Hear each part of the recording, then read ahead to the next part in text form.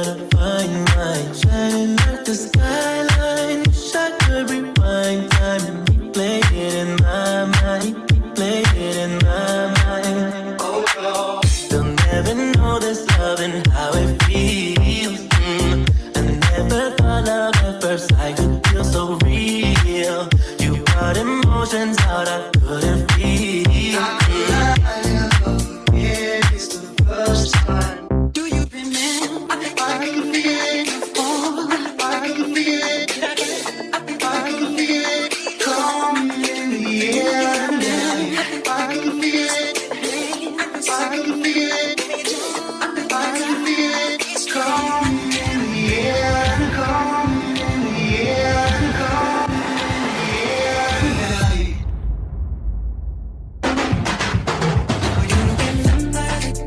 Oh no.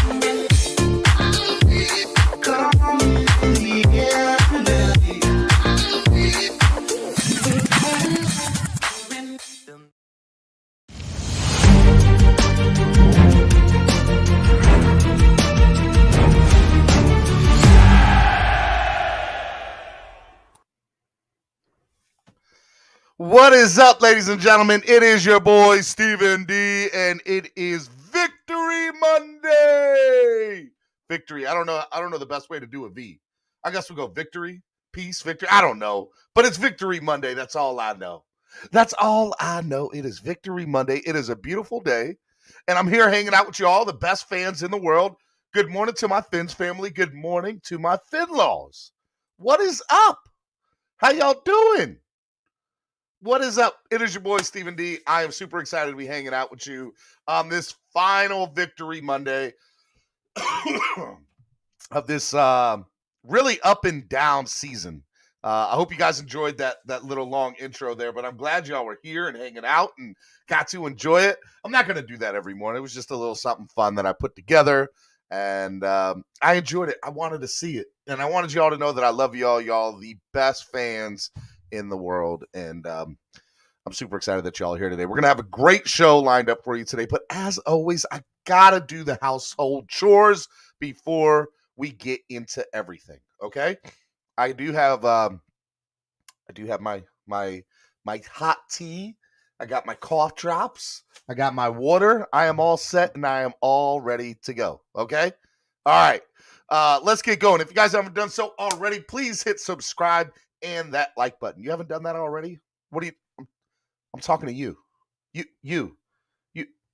I'm talking to you, sir and ma'am. Hit the like button. I'm not playing with y'all. Hit the like button. Subscribe to the channel. Don't make me have to get the Honorable Solo D to come get y'all. Y'all don't want those problems. Y'all don't want that problem. Also, hey, if you haven't done so already, subscribe to the channel. Subscribe to the channel. Okay? Subscribe. Become part of the family. That's my Vin Diesel family. Also was starting to get, I had somebody tell me I sound like when I family, the Batman voice on the Lego movie. I don't know if that's good, good or bad, but family. Okay. You become part of the family, sign up, become a member today. The link is in the description below. Okay. Hey, look, help the channel grow. There's a lot of things we want to do here. And there's a lot of stuff that we want to get done here at the MSM Podcast Network, okay? So when you donate to the channel, it goes a long way into helping the channel grow. So make sure you guys do that. There's one of three ways you can do it. Number one, the YouTube Live Super Chat, which is the $ down at the bottom of the chat. You guys can also use PayPal or Cash App. If you want the links to PayPal or Cash App, they are in the description below, all right?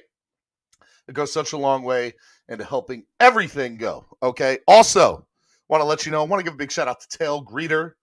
Tail Greeter, an amazing, absolutely amazing sponsor of this show. the entire 21-22 NFL season for us. They have been absolutely amazing. I can't thank Tail Greeter enough for everything they've done. They put us on a NASCAR this year. Excuse me. They've traveled with us to New York, Kansas City for the NASCAR event. They've been to Miami half a dozen times, if not more, with us. They've been absolutely amazing, and I love everything that Nick and the people at Tail Greeter have done. So make sure you go download the app today and follow them on social media. Okay, please go do that. All right, follow them at Tail Greeter. Okay, follow Tail Greeter at Tail Greeter. Make sure you guys go do that, or go to tailgreeter.com today. Check them all out. One last thing, I want to remind y'all: follow me on social media. If y'all didn't watch the game last night, let me tell you, last night, we're going to get into the Dolphins game. We're going to get heavy into it today. But last night is one of those reasons I love the NFL. I love the NFL. And for those of you who don't know, is the last playoff spot. Look, it kind of hurt as a Dolphins fan, right? Because you're watching this game and you're like, I know we're better than both these teams. But you're watching that Chargers-Raiders game, knowing in the back of your mind that if it ends in a tie, the Steelers don't get in. They're close the whole game. They're down by 12 points with about 7 or 8 minutes left. And all of a sudden, you see this 12 to 15, or was it 12 to 16 points? Something like that. Whatever it was. They ended up, they had, in the last few minutes of the game, there was a point where I want to say it was the last drive or next to last drive for the Chargers. They had 19 plays in about 2 minutes and 9 seconds of play. It was crazy. It was insane. I say all that to say this. If you were following me on Twitter last night, you would have known that I was having a crazy good time watching this stupid game. It was definitely crazy. And so follow me on social media. You get all that. So make sure you guys go do all that. All right. I want y'all to remember before we get started, this is Clock Blockers, home of the #1 Miami fan morning show right here on the Miami Sports Music Podcast Network. All right. Now that I got all that out the way, now that I've done all the housekeeping, it is Black Monday for the NFL. And you're telling me that coaches are already getting fired. Let me look. You know, I like to do Twitter every morning. Adam Schefter reporting 8 minutes ago. Here, let me share the screen with y'all. The Bears have fired Matt Nagy this morning. Of course, let me ask you, would you like to see Matt Nagy as an offensive coordinator for the Miami Dolphins? Put it in the chat. Just interested to know. Sorry for coughing into the mic, people. Let's see here. What else do we got this morning? The Vikings have fired, per Tom Pelissero, have Mike Zimmer. Mike Zimmer's another great coordinator, but I think he's more defensive-minded. We don't need help on the defensive side of the ball. The Vikings fired Mike Zimmer, per sources, according to Tom Pelissero. That's interesting. I'm interested to see where that organization goes, period. So that's just crazy. The Vikings also fired GM Rick Spielman, too. That'll be interesting. So it sounds like Vikings are going to clean house, which also tells me that Kirk Cousins is probably out the door. Again, this is all hearsay, but, or at least that part's hearsay. The other are looking to be confirmed. The GM Rick Spielman, Mike Zimmer officially fired of the Minnesota Vikings. It looks like they are cleaning house and going to bring in a whole brand new regime into Minnesota. It's crazy. It is definitely crazy. The feeling around the Giants organization is that Joe Judge will be fired. That, according to New York Giants, Bobby Thompson, covers the Tampa Bay Buccaneers and the Patriots for FanSided. So I don't know what he's doing, thinking he knows all about what's going on in New York, but it sounds like that. I have heard that as well. So that'll be interesting. By the way, Matt Nagy was fired after 4 seasons. 34-31 was his record and had 2 playoff appearances in that time. Anthony Lynn for OC in 2022. Shake Money. Shake Money, thank you for the $5 donation. I like Anthony Lynn. I think Anthony Lynn is a guy that could definitely help the offensive side turn around. I'm going to get into all that today, so don't worry about that. We're going to get into OC talk. So it'll be very interesting to kind of see where we go here. Let's talk about yesterday's game. The Miami Dolphins, defeating and sweeping Bill Belichick for the first time in like almost 20 years. It was crazy. It was absolutely insane. We won 33-24. My score prediction was 24-14. I didn't think it'd be as high scoring. But at the same time, I also think that we played one heck of a game. I don't know what to say other than let me kind of start from the beginning from the game, right? You open up the game 14-0. Our offense goes down the field, scores a touchdown, which I enjoyed very, very much. And then your defense gets a pick six, essentially. And so now you're up 14-0 before the game's even essentially started. We have done this before.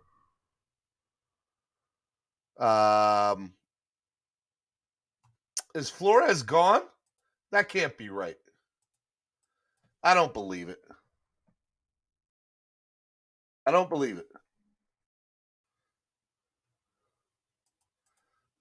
believe it. Brian, 1, 2, 3, 4 Fs. Are you trolling me?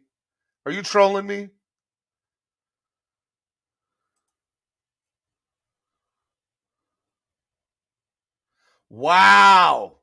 Breaking news. I guess I'm not breaking it, but it is breaking news nonetheless. Absolutely, I don't know what to say other than what's going down right now. I am super surprised at this. Breaking news, Brian Flores, according to Adam Schefter, is out as the Miami Dolphins head coach. Fired. Brian Flores, according to Adam Schefter less than 2 minutes ago on Twitter, is fired. Brian Flores is out as the Dolphins head coach. I did not think that's where this conversation was headed to this morning. I thought we were going to touch on it.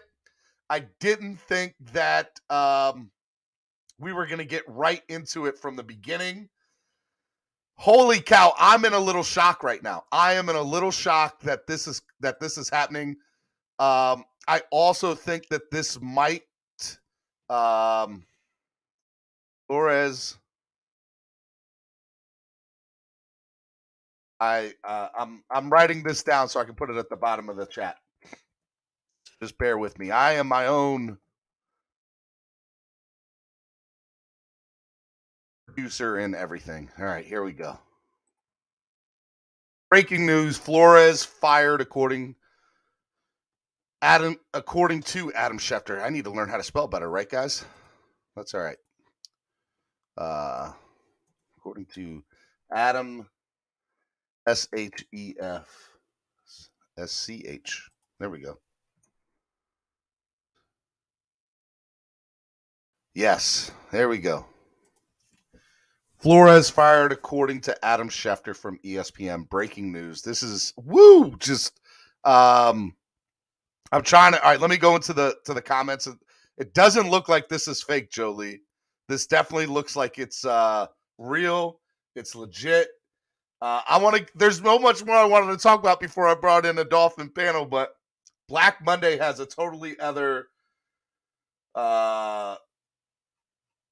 it's got its own ways of thinking. This is a crazy day. It is a crazy day. I cannot believe that Brian Flores is fired. Tell me what you think in the chat. I'll talk about it. I'll bring it in. We're going to do a whole panel. So we're going to get to everybody today. Don't you worry about it.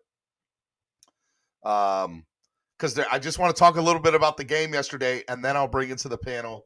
I don't even know if we should talk about the game now.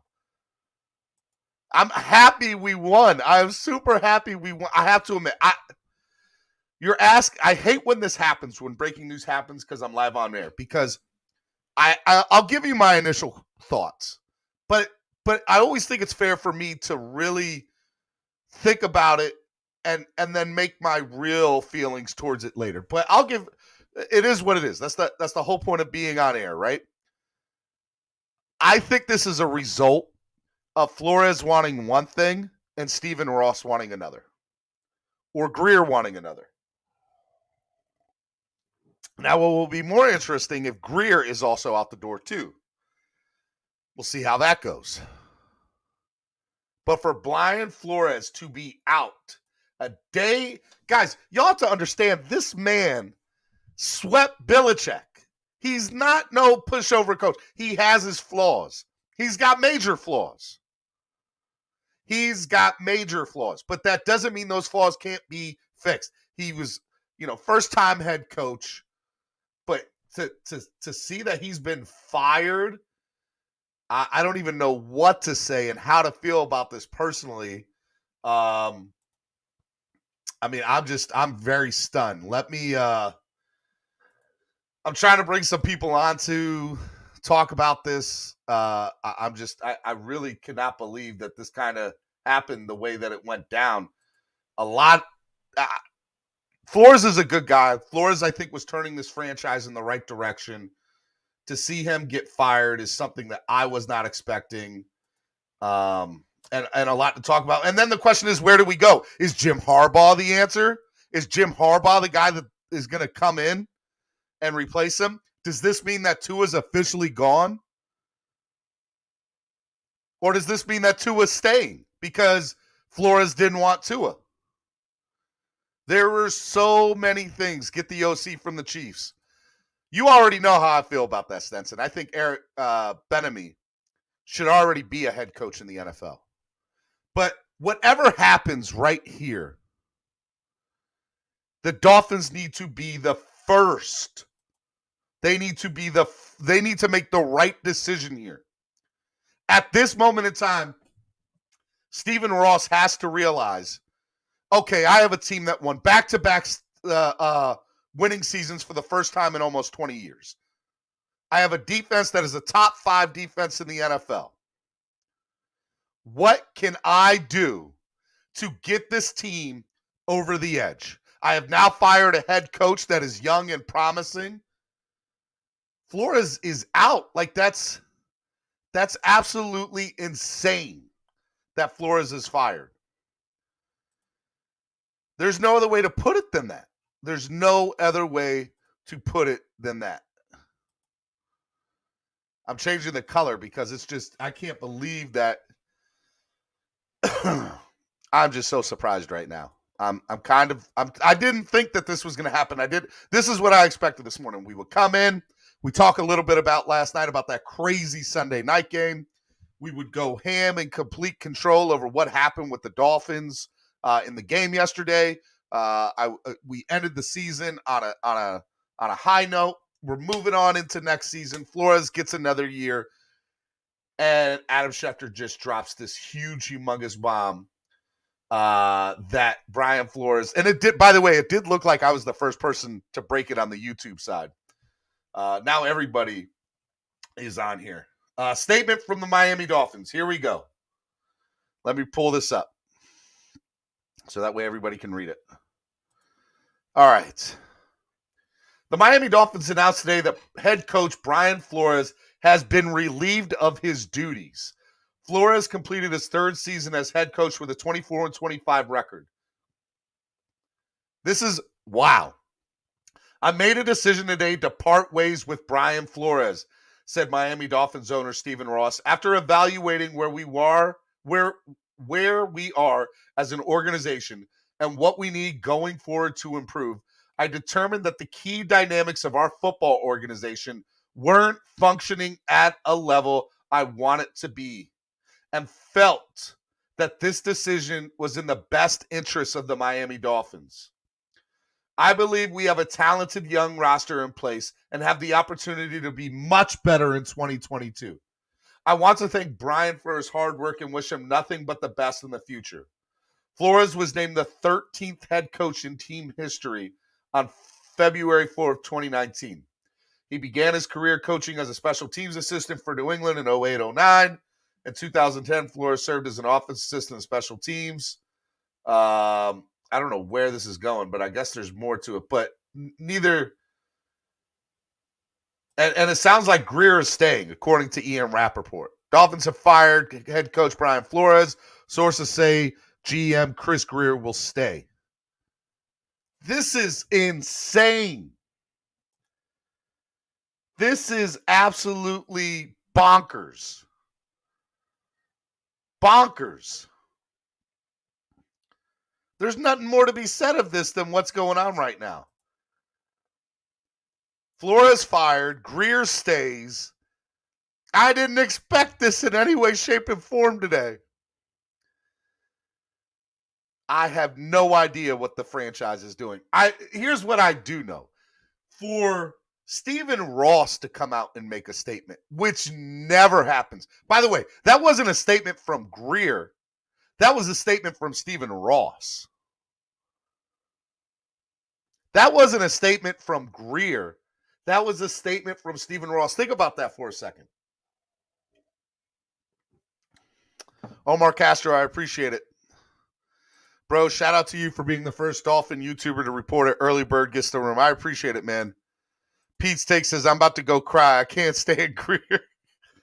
Oh, man, this is insane. Holy crap, guys. This is crazy. It is. Shout out to Chris and the Fins tailgate. All right. Wow. I can't believe this is happening. It sounds like Big O called it, according to some of you guys. Reason is going to drop a bombshell. Can't wait to hear what it is. Can't believe Big O called this, according to Philip O. Shout out to you guys in the donations. Greer passed on Herbert. Tua guys just won the war. Do you really think that Tua got that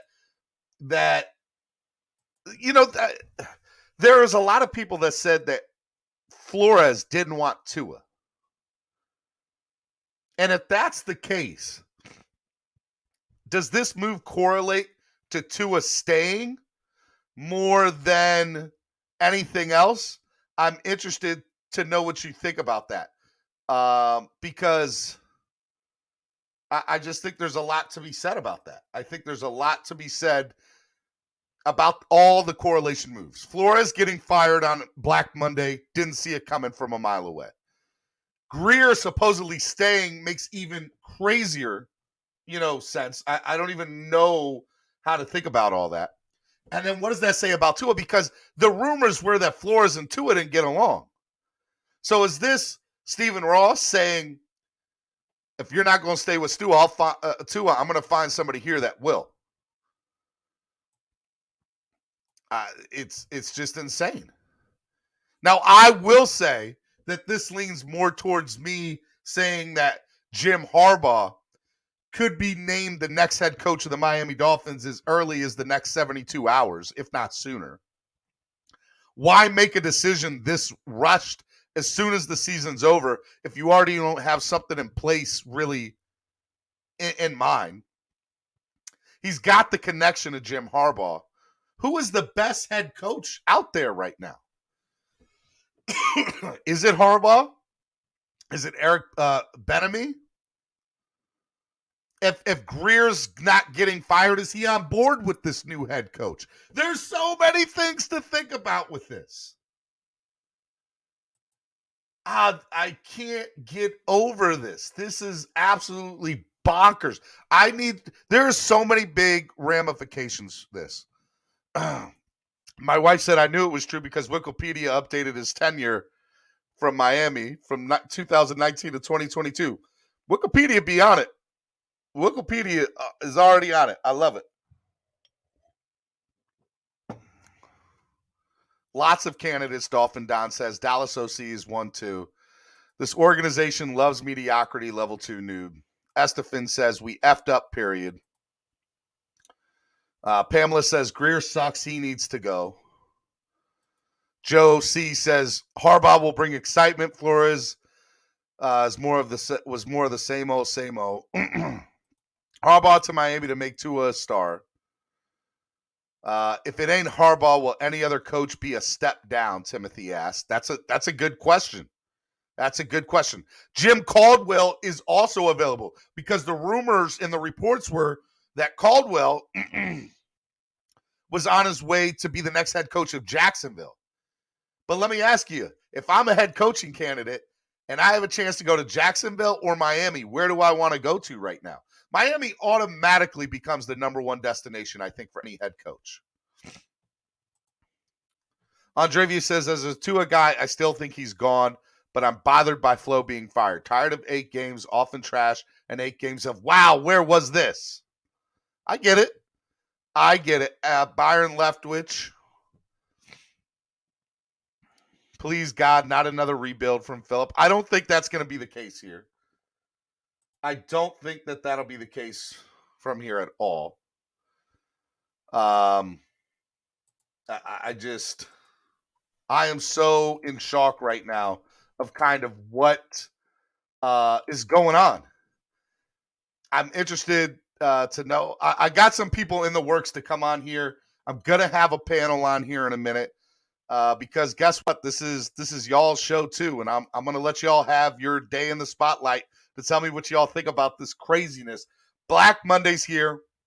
Mike Zimmer gets fired. Matt Nagy gets fired. I'm getting ready to go in to talk about the game from yesterday. And kablam! Brian Flores is fired. Brian Flores is fired. I cannot believe this. And my initial thoughts of everything, because I'm trying to take all this in. I think I'm repeating myself on that because I'm trying to take all this in and understand what is the move here. Because Greer didn't come out with the statement. Ross came out with the statement. Right? That looked like that came from Ross. And it did. I don't know what to say other than this is absolutely insane. This is, this is supposed to be Victory Monday. We're supposed to be celebrating sweeping the New England Patriots. And we're talking about Brian Flores getting fired the day after the season ends. There's a side of me that thinks this is too rash, like this is too quick. This is too quick. Too quick. I don't know what to say. I'm very, very interested to kind of see where everything goes here. And you have to think that Jim Harbaugh is next in line. Jim Harbaugh could and probably will be the next head coach of the Miami Dolphins. Look, even my phone's going off. My phone is actually blowing up right now. Flo mounted to Gase Part 2. Stop sugarcoating it. Tua will probably be somewhere else like Tannehill. I honestly think Flores does.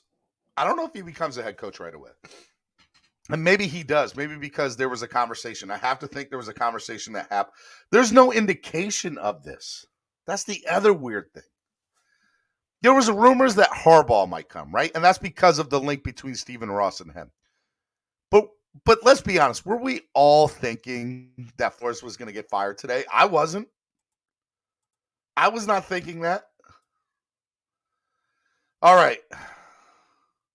Swear jar incoming. I hate to do this, but I haven't been able to get anybody else to come on. I was trying to get TD Finns Talk on and Cameron on. There's the link, people. Have at it. I might bring you on. I might bring you off. If I get somebody on, I got some stuff out there. Stephen D, they put Tua's pick on the elevator. That's them. That's the people. That's the people who work there. I don't know if that has anything to do with the team making that decision or not. I don't know if that has anything to do with the team making that decision or not. Wow, it got filled up pretty quick here.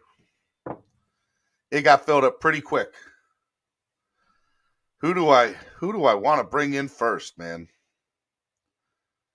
Who wants to come in first? Who? Hello, Pamela. Hello. Oh my Great. gosh. I know, right? I know, Oh right? my.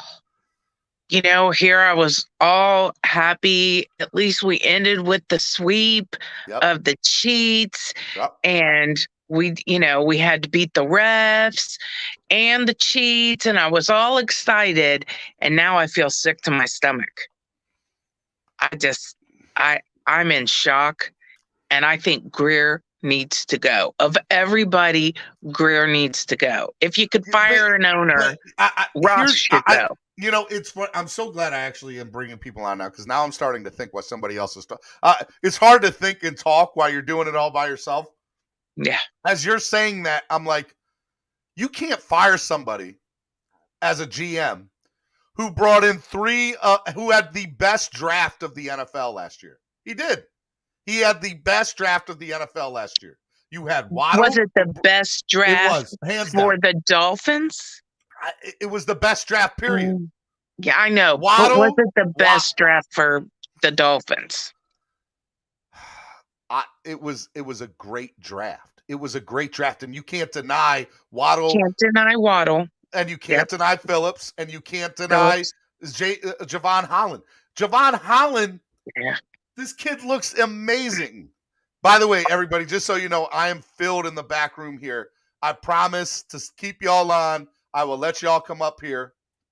I'm gonna bring y'all on. All right, I got a buttload of people. But with our other picks, we never addressed our biggest issues, did we? I mean, No.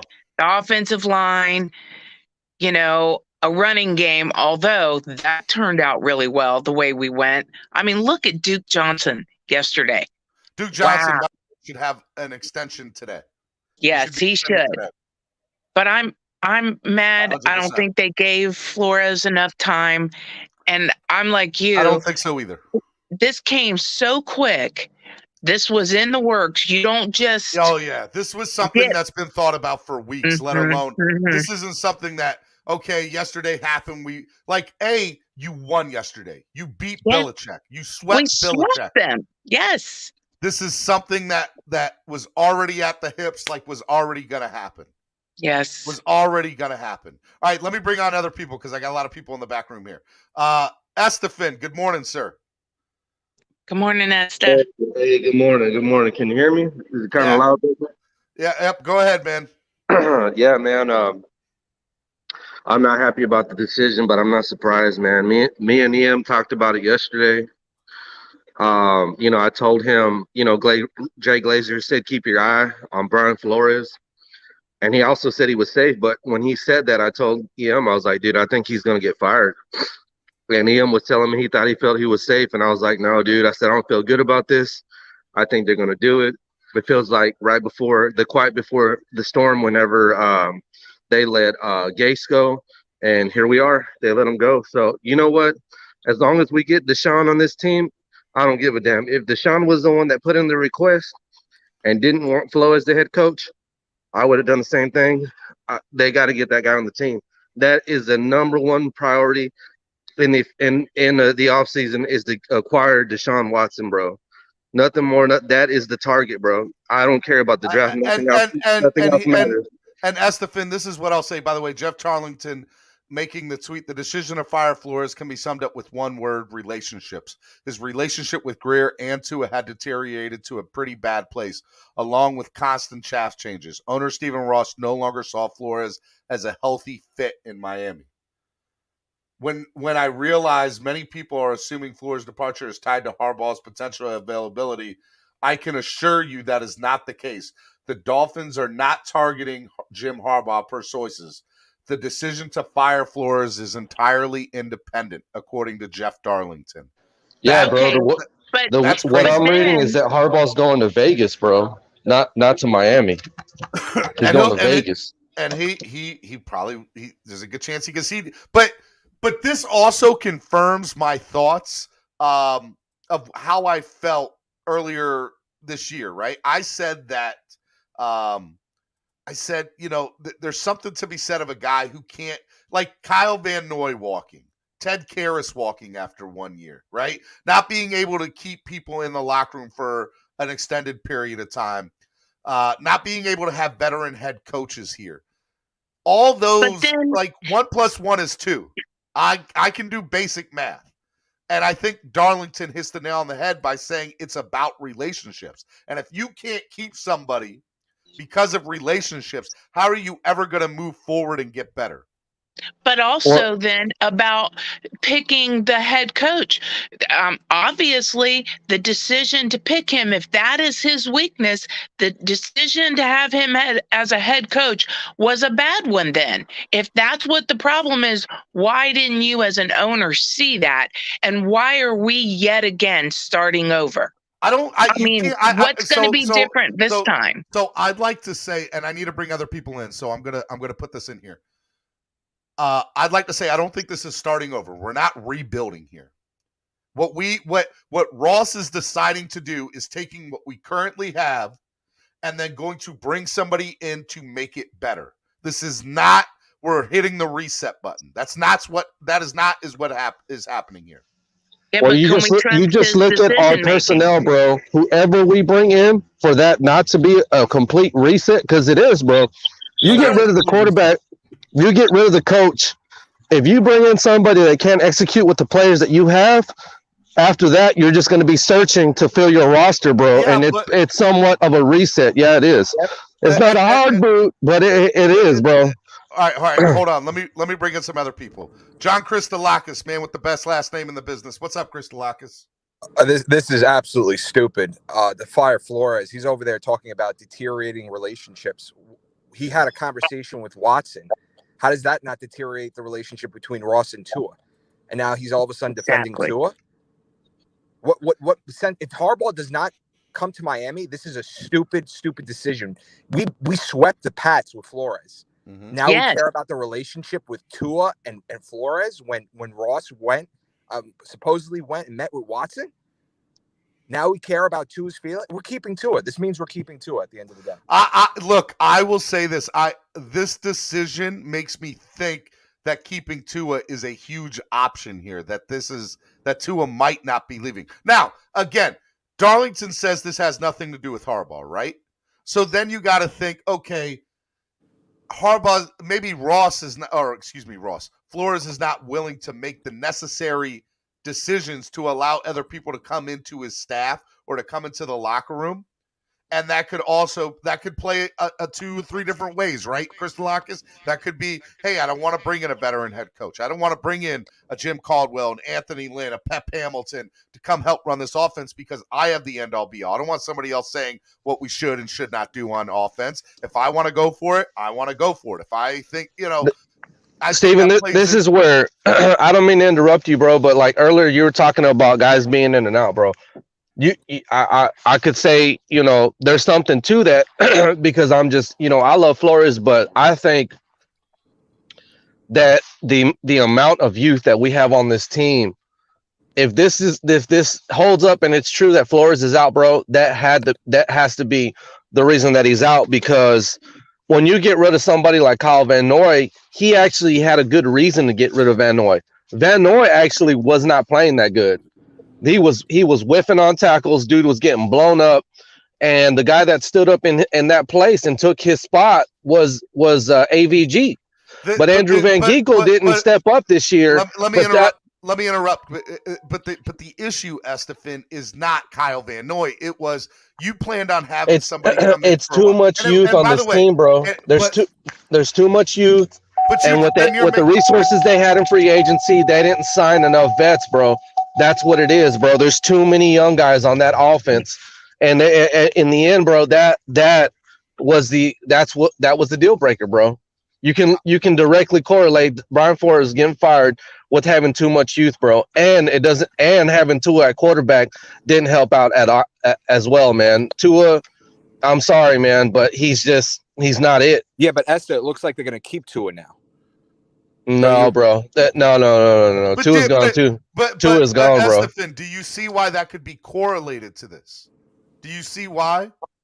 That's what it looks like. And that's part of it, right? That's part of it. That is part of what is going on here. That this is part of the problem. Well, it hasn't came out yet. Tua's still on the team as far as what we know, but obviously, March is when all the trades happen. So Tua's gone.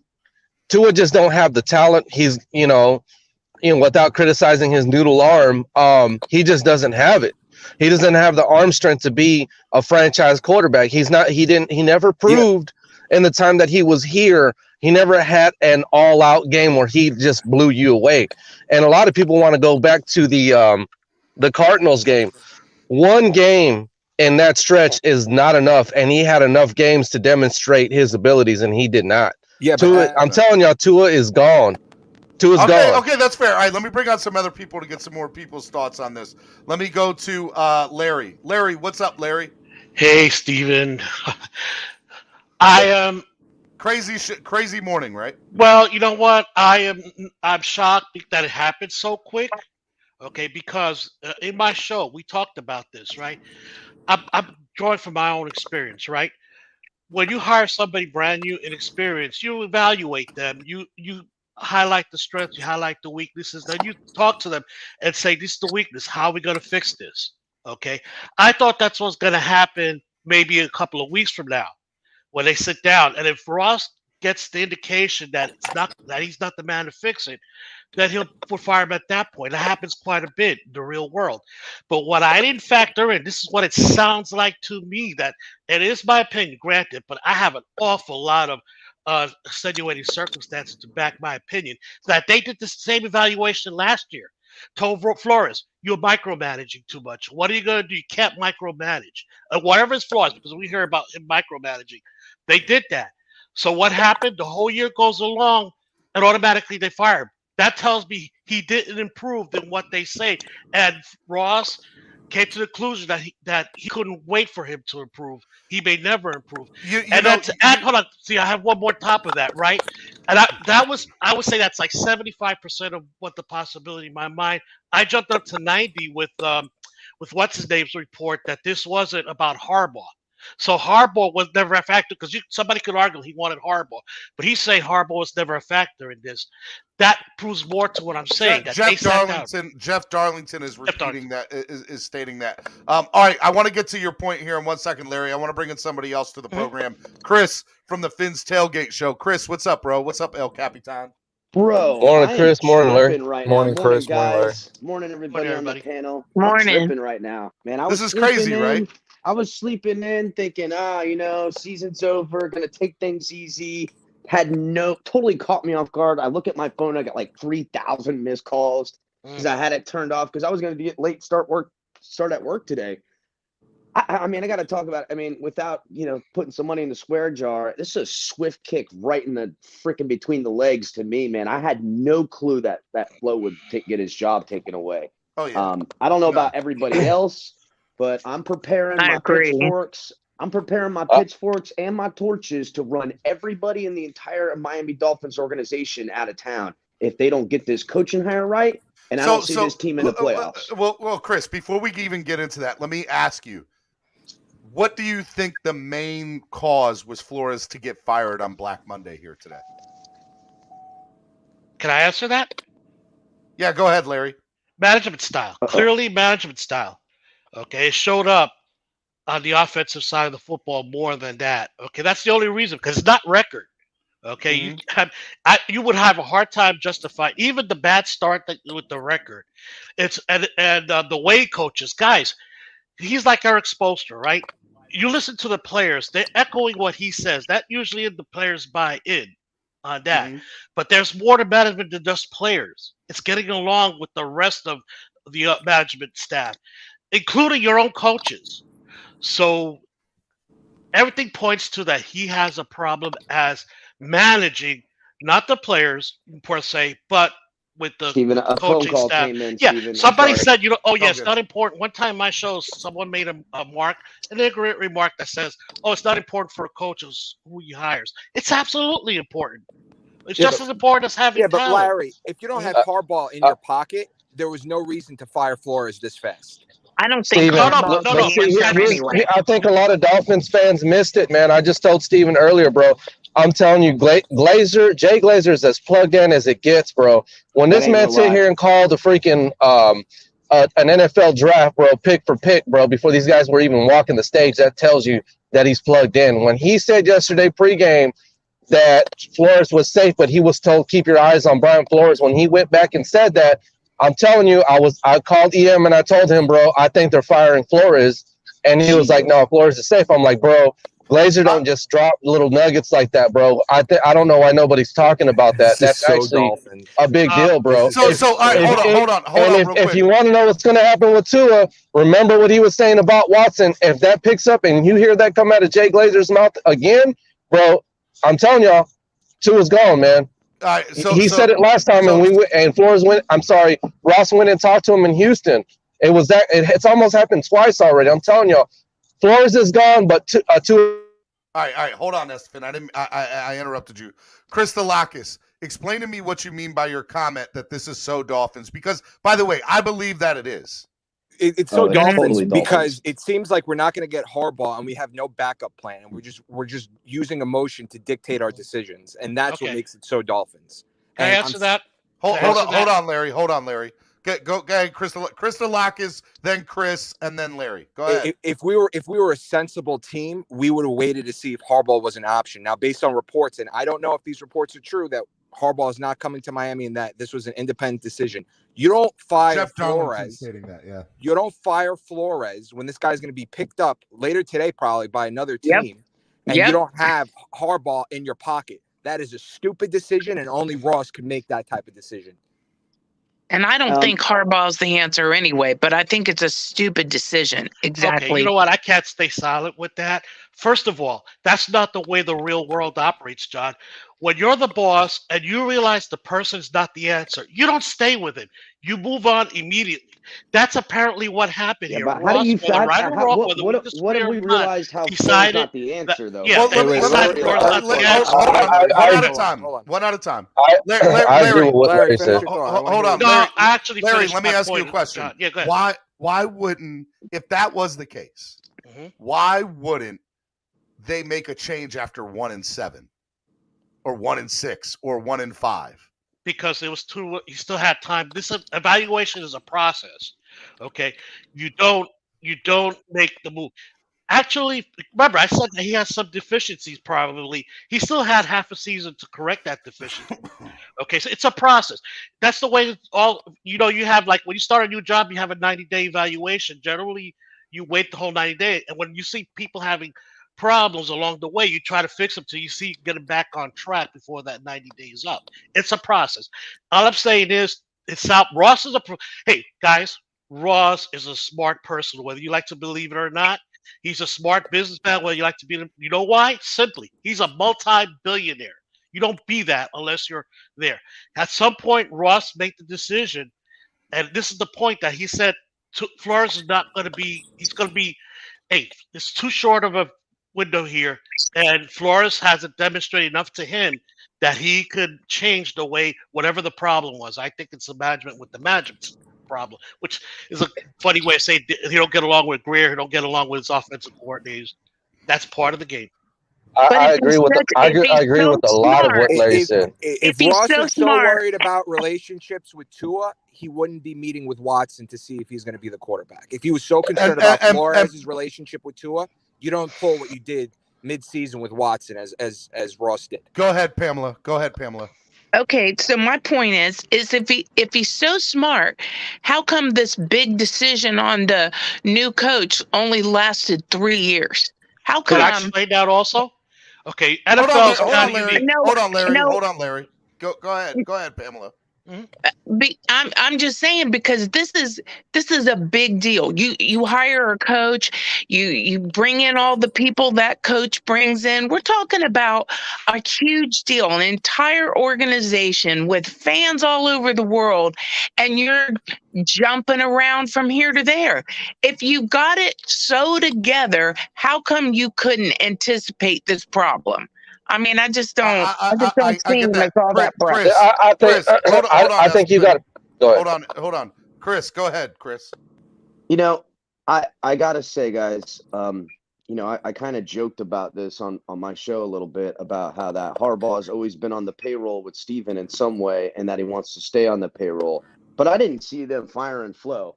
And this team, as far as, not just built. Look at the defense. These are all flow picked guys. This whole defense is lined up. Now we're pretty much getting all new coaches. I'd be surprised if there's anyone left standing outside of maybe a position coach here and there. It is a complete reset of the coaching staff, which to me puts Tua right in contention to being a quarterback, depending on whoever we hire as a head coach. And we've seen John Harbaugh, flirt with the Dolphins to get bigger pay somewhere else before. He's played his boy Steve a couple times, Mr. Ross. So now, granted, I don't think Stephen Ross is not a bad businessman. So I would never say that. He's obviously an amazing businessman, being a self-made gajillionaire, but he's not been great picking his organization for the Dolphins. I've seen him fail and get played time in and time out by these other billionaires.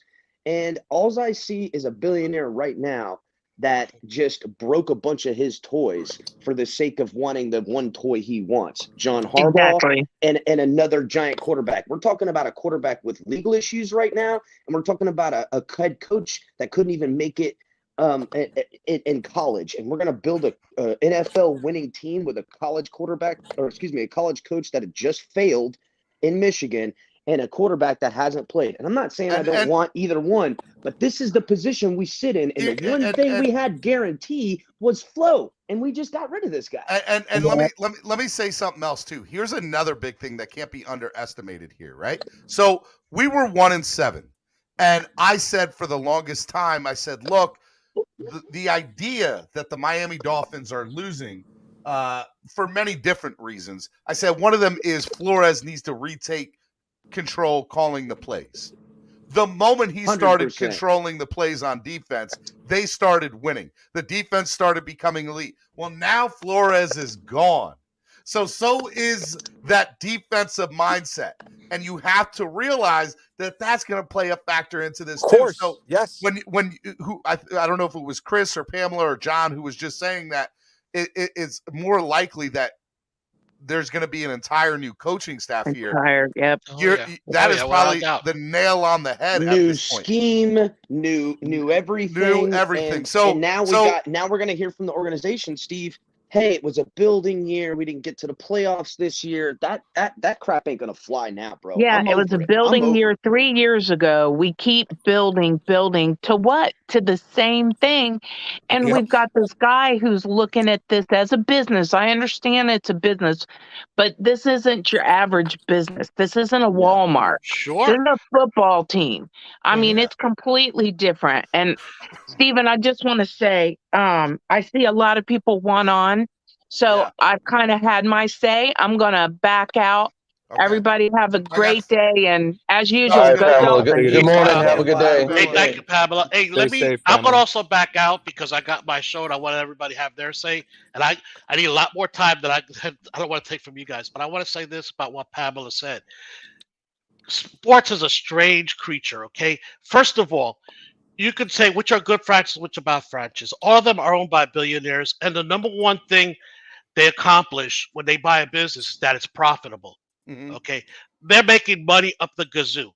Now, but sports is a different because for the fans, about won and losses. And for Ross, about won and losses. So that adds another criteria. So don't say that Ross is this. Ross doesn't know. Yeah, of course that. He came in here and didn't know.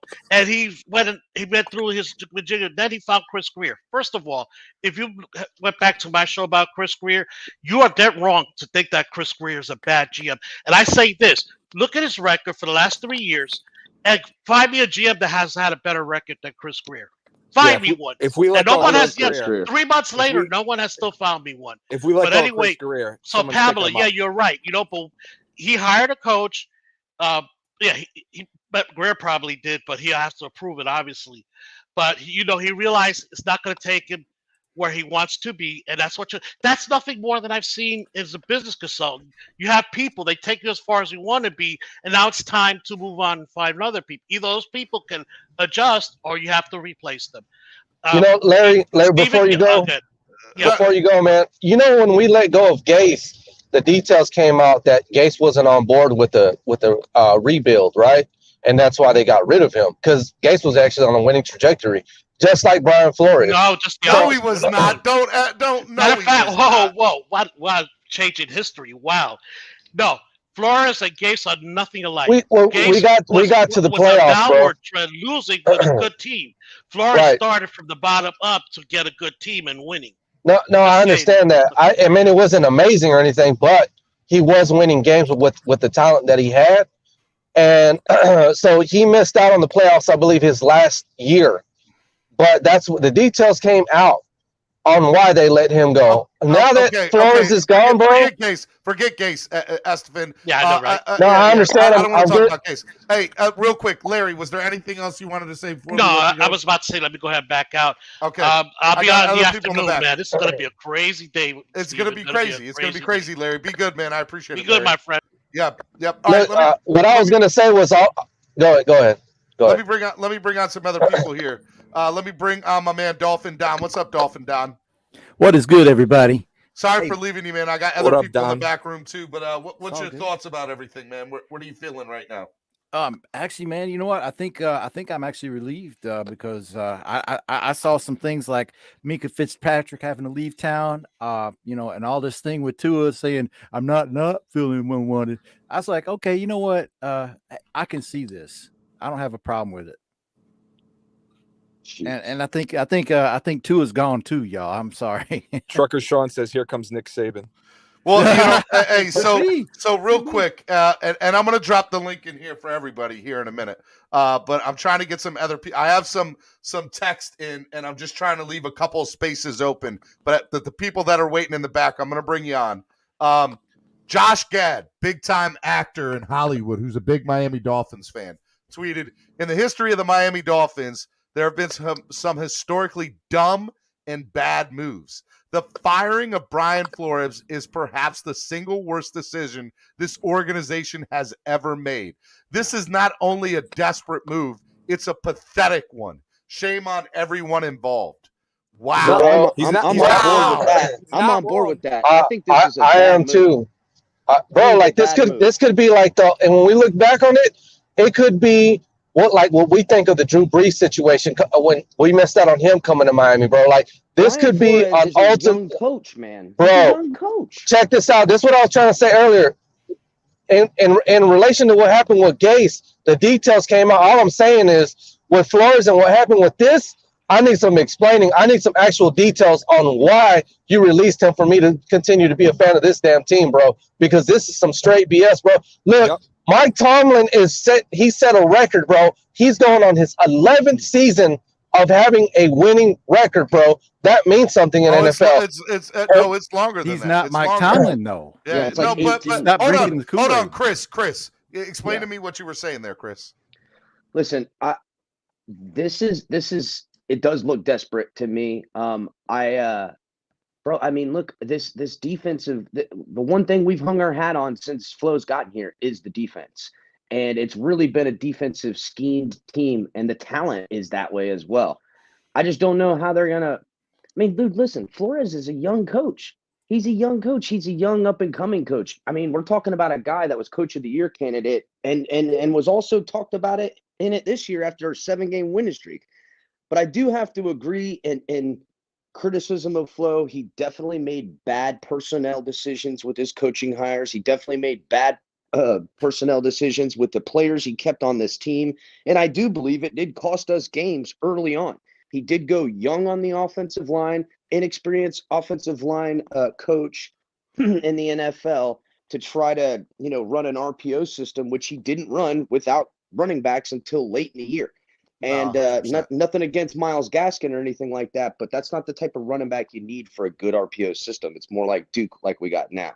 But I don't know, man. I'm kind of taken back. I'm shocked a little bit because it wasn't how I would have done it, not at all. And unless something happens before the end of the week, now I'm going to start getting nervous because look, I look at things always from a business perspective, and firing your head coach before having the next one lined up to hire puts all the leverage in anyone who you want to come here and hire. We've got nothing now. Can I Nothing. say We got a something? GM Can and I speak? players. Can I say something, Bro, Steve? Go ahead. dude, this is the Dolphin. thing, Go though. ahead. Go ahead. That Hold on, report needs to come Estefan. out Hey, soon. Hold on, hold up, man. Estefan. Hold up. I got something to say to that. Do you guys remember last year when the Chargers fired Jeffrey Lynn? Where are they now? Anthony Lynn. Anthony, excuse me. Yeah, sorry. Yeah, but they had an up and Are you- coming young quarterback, bro. That's a selling. Yeah, point. but you know What do what? we got Let me. to sell? No. I get what Dolphin Don's saying, and Dolphin Don, if I'm wrong in what you're saying, interrupt me. But we saw what Brandon Staley did this year with the Chargers, and he made some bad decisions, and that was you could see that as last night was unfolding. Oh, it's terrible. To go for it on fourth down inside your on the 25 there. That was or on terrible. the whatever it was inside the 30 was absolutely unnecessary and you can't apologize for it, right? Like you could have won that game by just punting or by kicking a field goal there, or not kicking. Yeah, a field goal, there was some stuff that came out about Lynn, bro, about him and Herbert, where he was basically how y'all say Flo was like mistreating and all that with Herbert, bro. Hold on, but look at what Anthony Lynn did in Houston with David Mills. That David Mills is a construct of Anthony Lynn, or not Anthony Lynn, excuse me, of who am I thinking of? The offensive coordinator there, Pep Hamilton. Pep Hamilton. Pep Hamilton. Yeah. He's a construct of Pep Hamilton. And if Anthony Lynn didn't get fired, Pep Hamilton would still be there, right? And by the way, the Dolphins had a chance to go get Pep Hamilton, and they didn't get him. Because we had Flo. Imagine if Pep Hamilton was here this year. Oh, man. I believe he interviewed, bro. I think he just didn't take the job. No, because he didn't want to work with Flores. Are you sure he just didn't want to work with Tua, bro? Look, I mean, come on now, bro. Let's be real. Estefan, two ways about it, right? Two ways about it. Number one, you knew if you took the Houston job, you weren't getting Deshaun. Because by the time he took it, the whole thing was coming out. So he knew he wasn't getting Deshaun. He knew what he was working with. So you had a chance to go to a team that was up and coming, and I put that in quotations, right? And you had a chance to do it. And the only thing that I can hang my hat on to this, Esta, is it had to do with Flores. Flores was bad. And like Jeff Darlington hits the nail on the head. It's about relationships. Yeah. You can't say anything more than that. It was about relationships. So we can't go too far. This is the end of the world. No, I think it's probably. All right. Let me bring on some other people in the back room here that have been patiently waiting. Alexander, what's up, Alexander? Alexander Diaz, I'm gonna off mute. Listen, I'm gonna bounce out, guys. It's Chris. Chris, I wanted you to stay on. Do you have time to stay on or no? I gotta write some contracts, man. I gotta cash some checks, dude. Business gotta happen, man. I got you, man. Dolphins ain't paying these bills. I got you, my guy. Nah, heck no, bro. The podcast ain't paying no bills yet either. If anything, ain't costing me money, brother. But listen, I'm taken back, guys. I never thought Black Monday would happen to this team with our head coach right now. There is a lot of blunders with personnel and players and things like that. But I look and see a lot of good fight, and we've hung our hat. And I want to attribute dang near every win these last few years to Brian Flores. And now by the way, real quick, can confirm via Barry Jackson that Greer will be retained as general manager, and he and Ross are working together towards hiring a new head coach. Listen, I'm a big Chris Greer fan. That sucks. Definitely means Harbaugh's not coming. Everybody who's watched or listened to me over the last couple of months knows that I love Chris Greer. I think he's a real smart GM. I love his business acumen and what he's done, like with the picks and trades and picking players. Flo he boxed himself in by getting a lot of power this year and a lot of decision making, and then a lot of it didn't pan out. But I did not see this happening, guys. I'm gonna bounce out, man. Thanks, Steven. I'll be in touch, Steven. Call me Take after it easy, the show. Chris. No problem. Aaron Negler, I appreciate it. Aaron Negler, who's a YouTuber for the Cheeseheads, said Brian Flores getting fired before Joe Judge, whether by 1 year or 1 hour, is all sorts of wrong. So the outlook of the NFL community is that this is a crazy move, that this is an insane move. The outlook of what other teams' fans and other teams are saying is that this move is like, A, nobody saw it coming, and B, they can't believe that this is kind of where the Dolphins are headed. So forget what our own fan base thinks. We think that we're not, and the outside fan thinks that they're not in a good place. All right, let me bring on GOT, host of the Miami Sports Fanatic Show. What's up, Gio? What's up, Steven, man? What's up, panel? Estefans, Dolphin, John. What's up, man? Good morning. I just wanna What's good, man? go in and get my 2 cents real quick, man, and then hear from you guys. At the end of the day, fellas, we don't know what conversation they had with Flores, and I have a feeling that one of those things was, look, we got to upgrade the offense. What moves can we do? This and that. And maybe Flo said, we're good. I want to keep being consistent. And if that's the case, man, and then you think about last week, how they prepared for that Titans game, this may be a combination of a bunch of things. A lackluster offensive coaching staff, poor game planning on a weather-related game where you take the run game away from yourself. And maybe this was the straw on the camel's back, and they decided to move on from him because he just can't get a proven offensive coaching staff here. And if that's the case, this firing surprises me. But when you think about it a few times like that, it probably makes the world of sense, especially if Brian Flores is as stubborn as they're saying he is. Right. Look, I don't deny that. I don't deny that at all. I think I think that I guess everybody's on, by the way. I had like 230 people, and now we're at 131. And I know TD, I think, is live. Reason is live. They definitely stole your views. No, it's all good. It's not even about that. But I know that they have great insight on this too.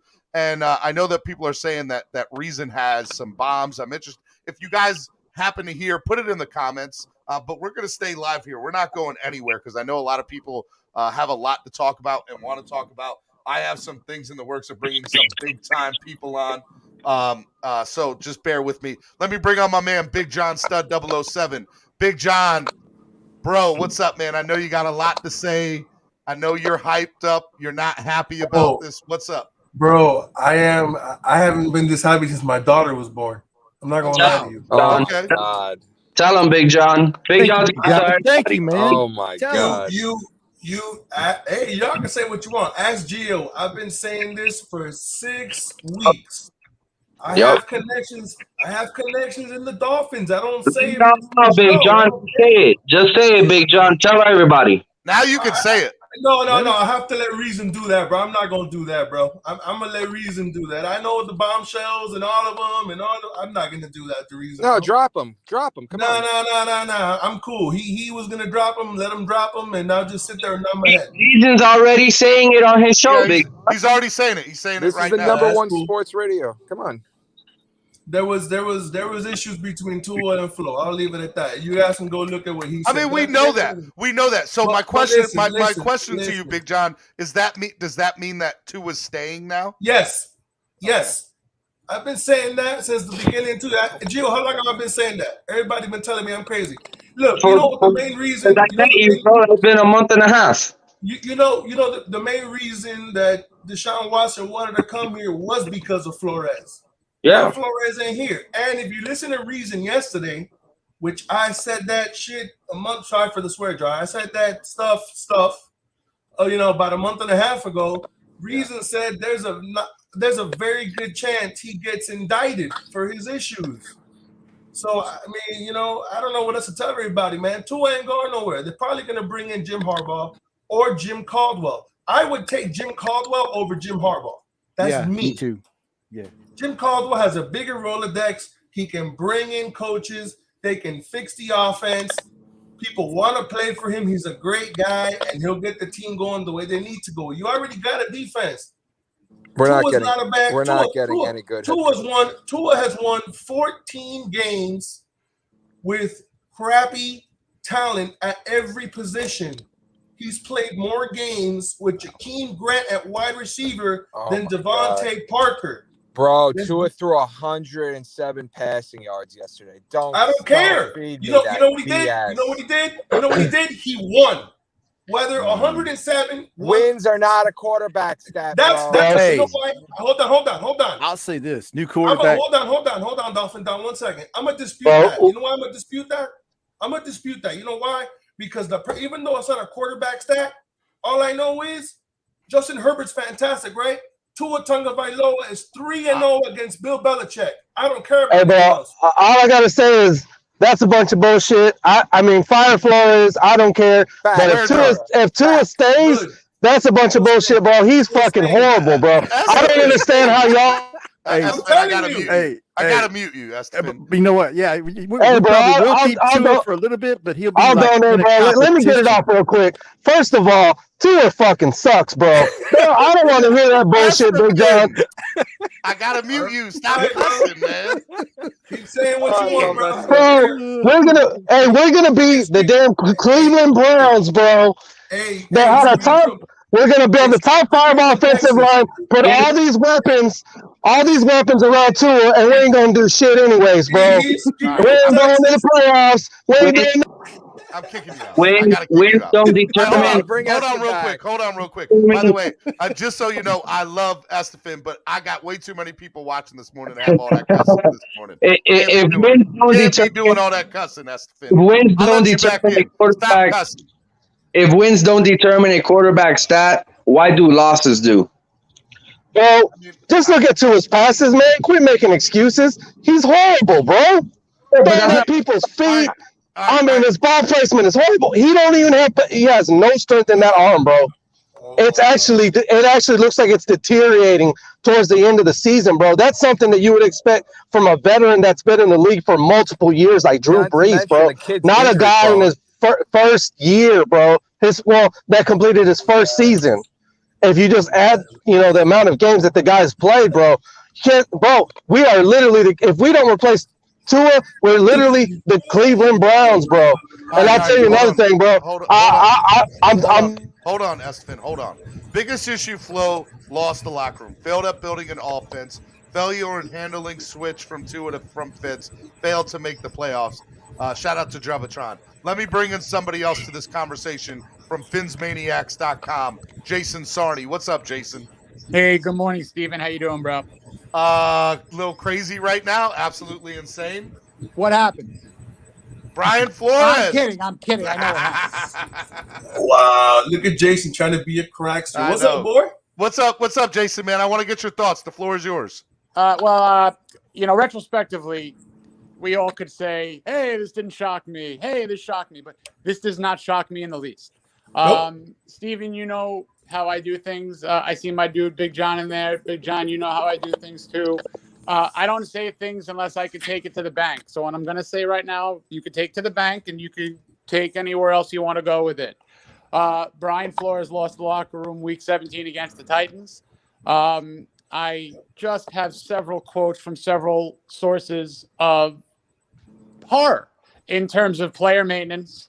I'm not a guy who likes to curse on public forums. I'm not going to do that, but F-bombs were dropped by people who do not like to use F-bombs. And Steven, I'll say it. I'm tired of really holding back when I see a team and an organization that I love so much hitting reset kinda again. Post-Tennessee game or even pre-Tennessee game, there were several players getting warmed up, pumped up. One player approached another player, kind of give him a pat on the back. The player said, F this shit. So that was pre-game Titan game. Post-game, there was a war of words between Tua and Flores, per source, and Tua dropped an F-bomb. And a coordinator even passed, per source, the situation and did a double take like, oh my God, how did that happen? Tua said the F word. Well, look, I think it was clear and evident if you looked on that sideline during the Tennessee game that players were not happy. You look, one of the things that I thought was really great yesterday, and I was hoping to talk about for a while this morning until all this news broke, was Duke Johnson hitting 100 yards again. And you look at the Tennessee games, he had 49 yards on 7 rushes at halftime, and they didn't go back to him again. And I think that's part of the game plan, right? That's part of not doing the right things in the right way. Jason, one of the other questions I want to ask you is, what happens now, man? Where do we go to now? What is the move here? Well, I can't answer that definitively because now we're all in a what's going to happen. What I would like to see happen is a different story than what may happen, but you're going to have to see what head rolls next. If Brian Flores is the first one gone, is there coaches and a GM to follow that? So at the moment, it seems like Chris Greer is safe. But who is going to be the one picking the coach? Is it going to be Ross? Is it going to be Greer? Is it going to be a new committee of maybe bringing in a football director of operations? They've tried that before with bringing in Bill Parcells. That didn't work. So the Dolphins have tried really 4 or 5 different aspects and approaches post Marino, and none of them have worked, unfortunately. But there's still a phoenix that could be risen from these ashes, and I think his name is starting with Gerald Alexander to retain him with this coaching staff. Give him the defense. Maybe make him someone who could be on a path to be the head coach of this team. He's going to run a football program inside a decade, inside 5 years, Gerald Alexander. He's So amazing. My proposal, if I had any type of a voice, would be bring in an offensive guru, maybe former player, former NFL coach. I don't know how you have to do it. I know everyone's thinking I'm talking about Harbaugh. That would probably be nice. But if that does not happen, the Dolphins need to hire someone who has won in the NFL. Now, I know that that's a very hard thing to find right now, but the only success the Dolphin coaches have had are coaches who have ran a program prior to Miami. It's not a long. Hey, real quick, Barry Jackson reporting Stephen Ross stating, I have a lot of confidence in Tua. Yep, The next there it head is. coach will work with him or whoever else. I have a lot of Unbelievable. confidence with him. I've Thank watched you. him grow. That is beautiful. He is Thank now you. the quarterback. Big and will be John, dependent and will be dependent on the new head coach. what is That is Capitalized- very interesting. So I think I don't think there needs to be any more talk about Deshaun Watson at this point. Thank you. Thank John, you. I bow. John right there What throws it out the is window. Cap for Life saying about the steroids? Cap for life. I'm not sure. That's interesting. I'm not gonna. That's a PR statement. It's bullshit. They're still going after Deshaun. Okay. I say What they should have done was kept Flo if they were going to get rid of Flo and make sure they Deshaun at least Flo for a year, bro. Because hold on. Here, Barry Jackson also stating, I asked Ross if he plans to pursue Deshaun Watson. He said he does not, but it will be up to the head coach what he does with quarterback. It will depend on what the next head coach and the direction he wants to take. Thank you. That's an interesting take. We're going to draft one. That's a an hedge. interesting take. There'll be a What competition. Stephen Ross did there was hedged. And Yep. I think that was a perfect dual statement because it protects him really from any backlash of how to maintenance the situation. Because this could make, for all the people who believe in Tua, there could be a marriage between a new coach and Tua. There was not a marriage between Flores and Tua. It was a contentious relationship from day one. I just want there to be a divorce between the Miami Dolphins and Tua. Can I ask for that? Is that okay? Nope. I don't think you're going to get that. And I'll do you one better, guys. I will also say that I think that this is like, number one, I have to be honest. I'm blown away by this whole move. I really am. And I'm blown away because I think, I don't know if Chris Talaka said it earlier or somebody said it earlier. We seem to be in the same predicament every few years. Yep. This franchise consistently is on the same merry-go-round. And the definition of insanity is doing the same thing, expecting different results. And the Dolphins keep on making the same decisions year after year after year after year after year. And I like Greer and I like Flores. I have to admit, I like both of them. I like Greer and the moves that he's made. I like Greer and the moves that he's made recently, especially in the draft this past year. I thought he had the best draft of any GM this past year. So it's tough to fire a guy who had a draft like that, right? And then you go out and you look and you're like, what are we doing? We gutted this team 3 years ago. We gutted it to its bare bones. We said, Flores, you're the guy. Greer, you're the guy. Work together, bring on a team. Then, look, I understand. So there's also the thought process of this, right? If you know something's not working, why let it keep going? And I get that too. But you have to understand that we keep on consistently being in the same boat. And I don't know what the next move is. Because I got to be honest with you. I'm not sold on Jim Harbaugh.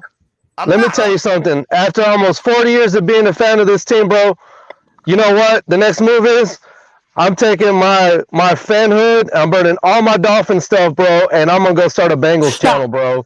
And I'm gonna get behind Joe Burrow, bro. He's not wrong. This some straight crap, bro. He's not wrong. This is going to divide. I gotta take Estefan off. Estefan's trolling people, but I can't even. This is going to divide the fan base worse than Tua did. All right, real quick, let me bring on my man from the back room here.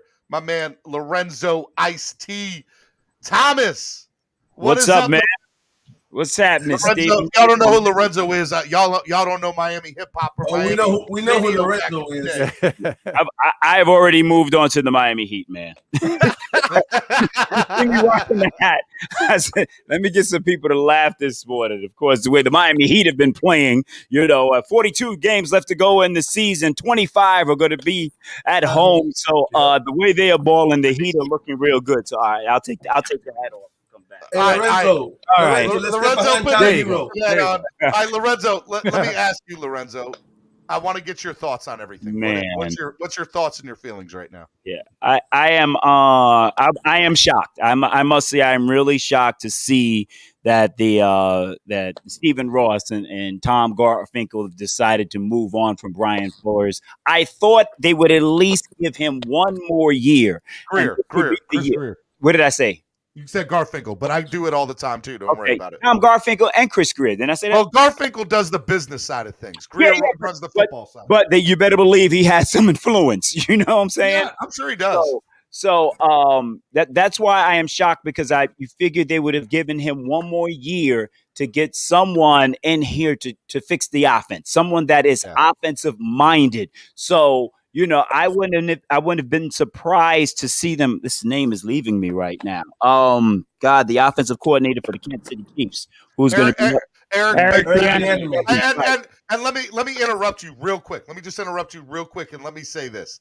I think I have been saying for years, Eric Bieniemy not being a head coach in the NFL is atrocious. Right. Is atrocious.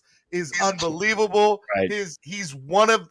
The fact that he isn't is unreal to me. And Steven, my hope and prayer is Steven, give me 1 second, Steven. The reason, from what I understand from people inside, the people that I know, he isn't a head coach because for some reason he doesn't interview well. Yeah, it's not that he's not I heard the same thing. Yeah, and I get that, and I get that. I understand that reasoning, but proof is in the pudding, and the pudding is his players love him.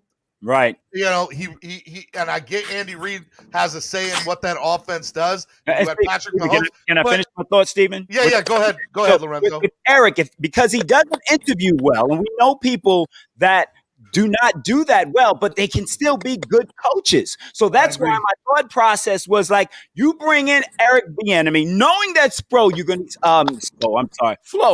to give him one more year. If Eric Bieniemy comes in and fixes this offense, and you give him the freedom to do whatever he wants on offense, and you let Flo remain as coach of the Miami Dolphins, and you handle the defense. Imagine what this offense and this team could be when you talk about playing complementary football. If you bring in that type of offensive mind, I've been questioning what happened when Flores wanted to bring in Jim Caldwell when he first. I know he got sick, but now I keep hearing his name come up because Caldwell got sick. He got sick. And then there was a big fight after that. Him and Flores got into it, and he left. Okay. Town. Can I? Okay. From what I understand from people that I know, Jim Caldwell never got sick. From what I understand, that was I don't want to say yes or no to that. I'm telling you. I'm not saying it's okay. You don't have to. I'll say it for you. He was never sick. That was a story we were told, and if you really Wow. think about it, there was never any pursuit of that conversation. It was he got sick, and that was the end of it. They never gave a reason. Right. They never gave an explanation. They left it blank. He was never sick. It's just Brian Flores has a problem with people. He has people skill issues. Yeah, I have heard that. Yep. He's an alpha that doesn't like another alpha. And Right. you cannot, if you cannot distribute, you know what I'm saying, leadership and let them work, and you have to micromanage, you can't do that. And that's what he was doing the whole time. Right. John, Right. Steven, Lorenzo, if you don't mind, let me just jump in one last thing, guys, and then I got to get to real life work. I could talk about this stuff all day. I thought I was done. I thought I had a vacation coming up with football, but apparently not. Good luck Apparently with that, not. Jason. Dolphins had the last laugh with you, buddy. Oh man, I told my wife, honey, start scheduling things. Whatever, I'm free. I need another 3 months. But anyway, Eric Bieniemy is the lone guy that I would say, you know what, he hasn't been a head coach, but I would really enjoy to see. That's Right. the lone guy I would accept as a coordinator because he's an offensive guru. I can guarantee you this, and then I will let you boys do your thing. If the Dolphins bring in Eric Bieniemy, Remember, I mentioned it. Oh, Remember, Lorenzo, you can I'll remember still this. keep Josh. You can keep Josh Boyer to run the defense. You can still keep him and bring in Eric. Well, I'm let not me do sold this, on Boyer. Lorenzo. And hold up. If Eric's coming, that means Deshaun Watson is coming. I'm not going to say that, but I will say this in agreement with you, Lorenzo. If Eric is coming, Mike Gesicki signs a 4-year, $60 million contract. Yeah. Because And of what you keep Travis Boyer Kelce to does run there. I the get Well, defense that's because Travis he knows how to Kelce run. light. I get that. I get But that. Steven, you're the man. I appreciate you bringing me on, and it's going to be a fun offseason. It will be a fun off season. Jason, when you get a free moment, man, hit me up. I definitely want to bring you on again here in the near future to talk about all this in more detail one-on-one. Anytime, anything for you, brother. Have a good one. All right, man. All Be right, good. Jason. Take care, man. Man, All right, big up. let me bring on Joe Lee. Joe Lee, what's up, Joe Lee? Eric Bieniemy. Hey, Joe. Hey guys, good morning. That's it. That's the move. What's going on, Joe Lee? How are you? Honestly, I was shocked. I was here live listening to you, so thank you so much for breaking it. But I am extremely shocked that the Dolphins did this. I'm actually very disappointed, and the reason being is one thing that I was talking to a friend of mine. If we want to have longevity in winning, we need to establish not just a winning culture, but a foundation. If we keep shifting this and rebuilding every single year, we're never going to have a foundation that we can build upon. I could understand this move next year if we didn't make the playoffs, but right now it doesn't seem like the right move, especially with the potential of having Watson coming in and having all this cap space and all the moves that we were able to go ahead and do to pull this trigger, especially now without even looking at what's going on overall in the league. I just think this was a rash move. Even if you were thinking about it a couple of weeks ago, I don't agree with it because this coach really had the locker room and it was the foundation we needed to be able to move forward. We will never win a Super Bowl if we keep changing every 3 years what we're doing. But it's not, Jolie, it's not even changing, right? Like, I get that, and I stated that. It's also we keep consistently picking the wrong people. Yeah. Well, this is the thing. If you were to say that about, I understand picking the wrong people, but or not putting them in a position to succeed. But this is the thing. It's not enough time.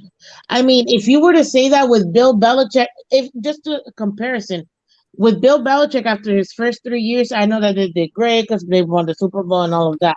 Prior to that, he did really well. But the good Jolie, the good comparison is Belichick in Cleveland.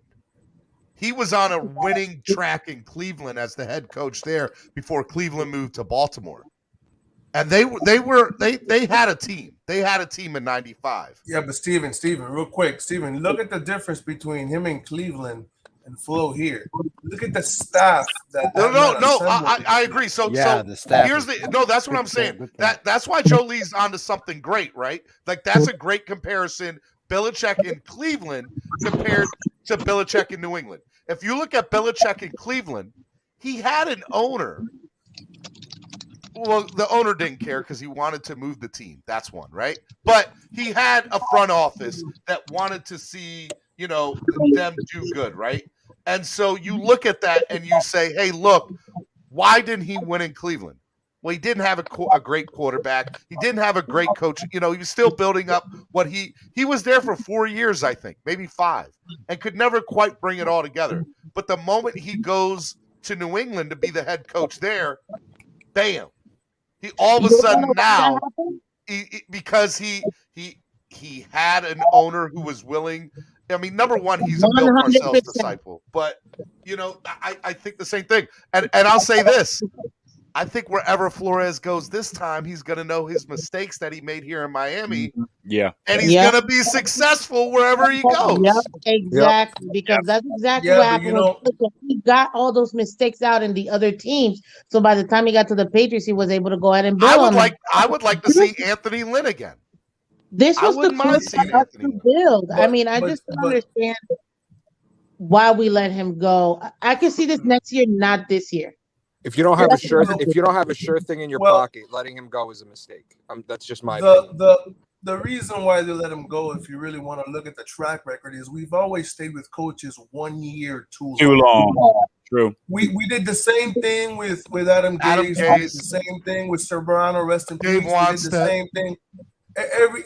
Dave Wanstead, won games and he had a great record, but at the end of the day, Brian Flores is a glorified offensive coordinator. Defensive coordinator.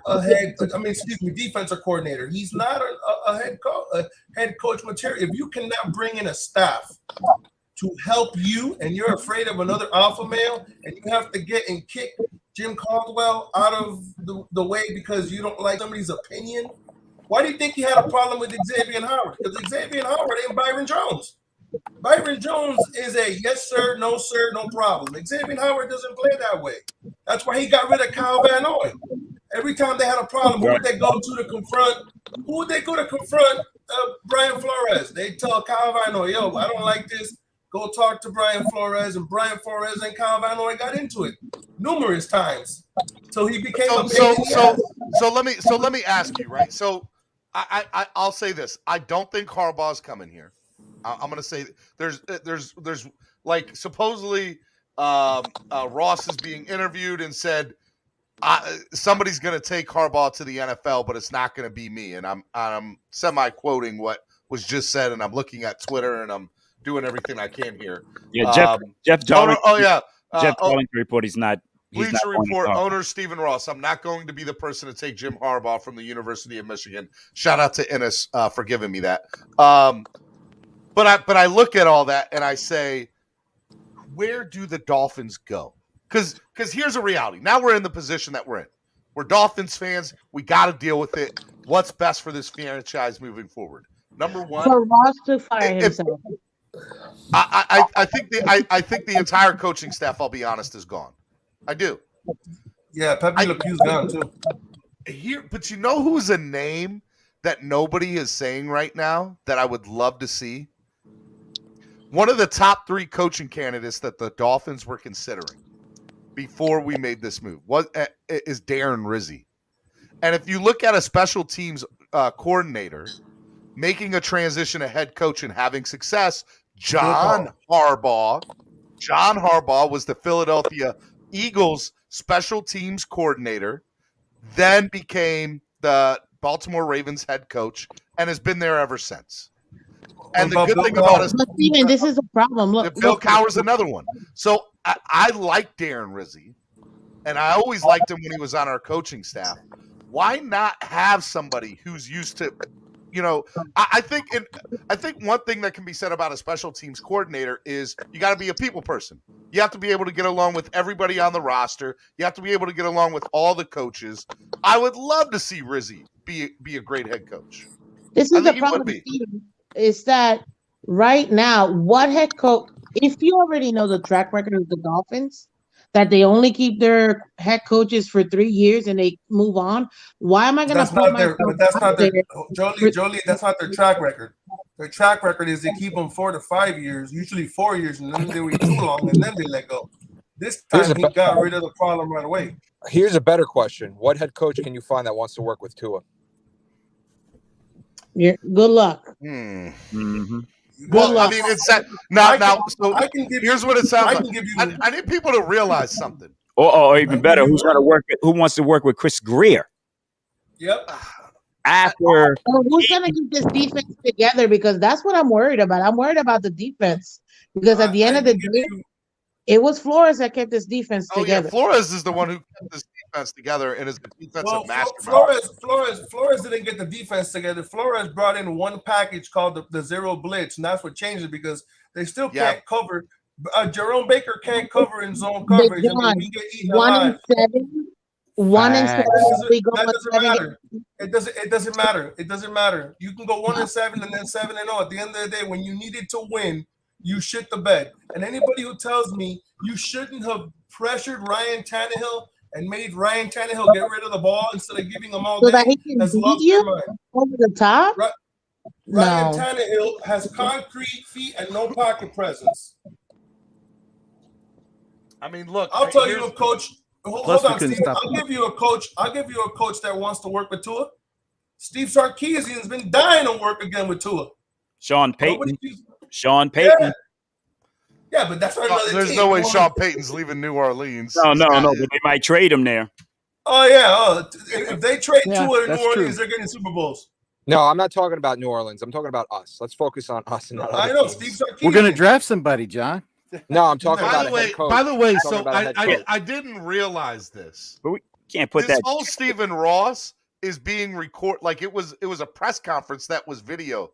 When was the last time we saw Stephen Ross be the face of what is going on with the franchise? That needs to be said in this situation too, especially about Greer. Because everything we saw when Gates was let go, we didn't see Ross's face. We saw Greer's face at the press conferences. We saw eventually Brian Flores. Anytime anything was done, it was Greer and Flores. Right now, I'm looking at my screen, and I am seeing. Graduated from, seeing and this I'm guy. very involved I'm in seeing it, Stephen and Ross. I'm not going to be the person that takes. And so there's something to be said of that all of a sudden So that tells me that Stephen Ross has had enough, and he's like, I want to win, and I want to win now. Yeah. And I'm going to do whatever I think it takes to make this team successful. One of Jerry the Jones things style. that you wanted me. One of the things that you wanted me to say. I am going to say one thing. It is on record. I'd say about 3 or 4 weeks ago. I think it was Tuesday or Wednesday. There was a meeting at 8:00 in the morning. All right. It was Brian Flores, Chris Greer, and Stephen Ross. And Stephen Ross was cussing out everybody. He was pissed off. He basically thought and said, from what I understand, that he asked Flores after the Buffalo game if he was trying to sabotage the season to get Deshaun Watson. Because Which Buffalo game? The second one. Second one, okay. Remember, Stephen, that was the game after the game when Xavier Howard said, well, we went back to the defense of last year. Okay? And the question that Stephen Ross asked is something I'm asking. If it ain't broke, why fix it? Why are we going back to last year's defense now when you had a 23-game streak of turnovers? You led the league in interceptions. Xavier Howard should have won MVP. And to add to you, Big John, ladies and gentlemen, this is the first time the Miami Dolphins had back-to-back winning seasons since 2002, 2003. So in 20 years, this is the first time we've had back-to-back winning seasons. And what is the first thing we do the day after we do that? We give the head coaches walking papers. I need you all to think about that for a second. I think Big John is on to something there because we have to go and look. We've gone 8-1 in our last 9 games, and everything happened after. We changed everything after the trade deadline. After the trade deadline passed and no more Deshaun Watson rumors, then we take off. Yes, okay, fine. We didn't play the hardest schedule. But our schedule with the first 5 games was hard. Why were we not playing that type of defense in the first 5 games? Because we lost 3 games on walk-off field goals. Yep. Jacksonville, Oakland, and Atlanta. Because it's a young team. All games where the offense gave the defense the lead. Yep. Think about that. 14-point lead against the Raiders. We had a 2-point lead against Jacksonville with them at the 50-yard line. Nick, hey, this is a tweet from Nick Needham less than 2 minutes ago. I'm sick AF. We all are. We didn't want it to go down this way. But when a player is coming out on social media saying that he's sick to his stomach about, like, that says a lot. That says a lot to me. Yeah, but it shouldn't, because remember, he's a defensive guy. Yeah, no, it's not only that he's a defensive guy, but Brian Flores picked him up off the street and literally gave him a career. Yeah. He was a practice squad guy that turned himself into what he is, but Brian Flores gave him his opportunity. So of course he's gonna get hurt by letting Brian Flores go. Blake Ferguson, can't thank Coach Flo enough for taking a chance on me. Changed my life forever. Yeah, and we got to go back to think about the rumors and the conversations we've heard over the years about Stephen Ross. With Stephen Ross, of course, they've said that this was fact. He wanted Lamar Jackson, and Chris Greer went ahead and drafted Micah Fitzpatrick. How did that turn out? And then the rumors that Stephen Ross and Chris Greer wanted Tua Tagovailoa, but Brian Flores wanted. Who did he want? Justin Herbert. I say that's the rumor. Marino and Flores. By the way, this is pro football talk. Stephen Ross has lost his damn mind. So I need y'all to also see the outlook of the NFL to this. The outlook to the NFL right now is that we are a laughing stock, that we made the wrong decision here. Guys, I'm putting a link into the chat. We are the laughing stock of the league. We made the wrong decision. People think that, like, that pisses me off. That pisses me off. Can I tell you what you think we're laughing? Did everyone see what Justin Herbert did last night? Did y'all see that last drive? Yeah. What was it? 19-play drive in 2 minutes, in a little over 2 minutes. Like 4 fourth downs. How many drop passes? Quarterback you passed up for Tua, who just passed for 109 yards. Duke Johnson outgained you 117 to 109 to a Tebow. The only reason we ended with a winning record is because we had a 17-game season. It's not the flex that everyone is making it out to be through the process. But Steven, this is a young team, and we were developing them, and that's what frustrates me. Because when you have a young team, you're gonna start out rough. This season, especially your defense was so young; they needed to mesh together, and it took time. And also with a young coaching staff, it's gonna take time for them to also grow. It's gonna be growing pains. That's why you need longevity to be able to go ahead and let them get out their kinks, and then you're gonna see the productivity, which is what we saw these last 8 years. Let me explain to you why from this perspective you're wrong, Jolie. I'm gonna explain it to you. Listen, at the end of the day, we had a young coaching staff because he's an alpha male who doesn't like to have anybody tell him what to do. So every coach that we had on the staff could have been from high school, because that's the only way he was going to be able to push everybody around. That's the only way they were going to make their money, was listening to what he had to say. All right. 2, there's no reason, like Ice-T said, that we should have sat there and not ran the amoeba defense week 1 through 4 and let noodle arm Mac Jones check down 26 times when none of the rookies, Javon Holland or Jalen Phillips, were starting in that game.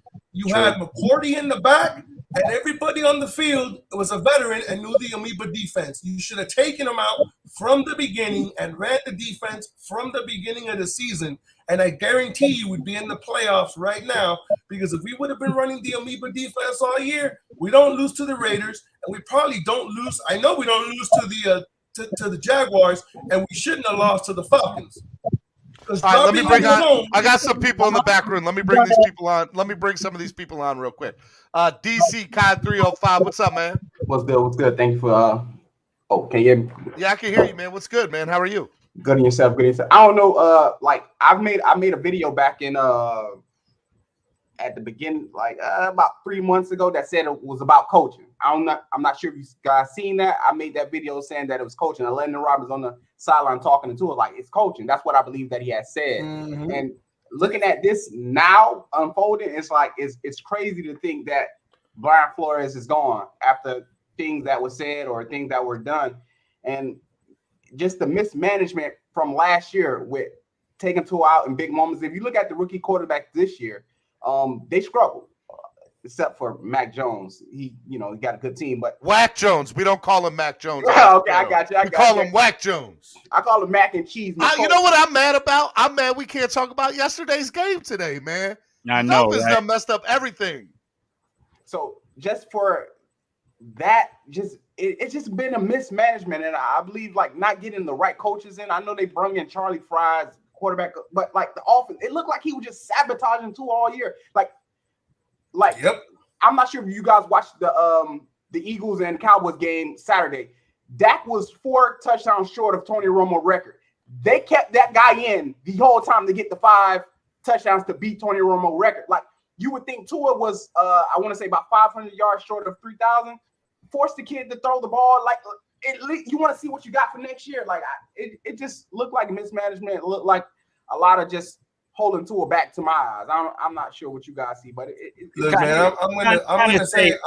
It's kind of hard to say you're sabotaging when that offensive line is giving him Jason McCourty. Jason McCourty's Twitter. Wow. Like even the players are dumbfounded by this, which is crazy to me. All right, let me bring on some other people. Let me bring on some other people. Yeah, my man, but that's Ennis. another Patriot. What's up, Ennis? Ennis. Hey, Steve, I'm going to drop so some more people can come up, man. I want everybody Ennis, to you stay there? blessed, and I'll see y'all on the other side. All right, Dolphin Down, be good. Ennis, what's up, man? All right, Dolphin man, love you, man. All right, I'm not bringing on Ennis. All right, let me bring on Drubbatron. What's up, Drubbatron?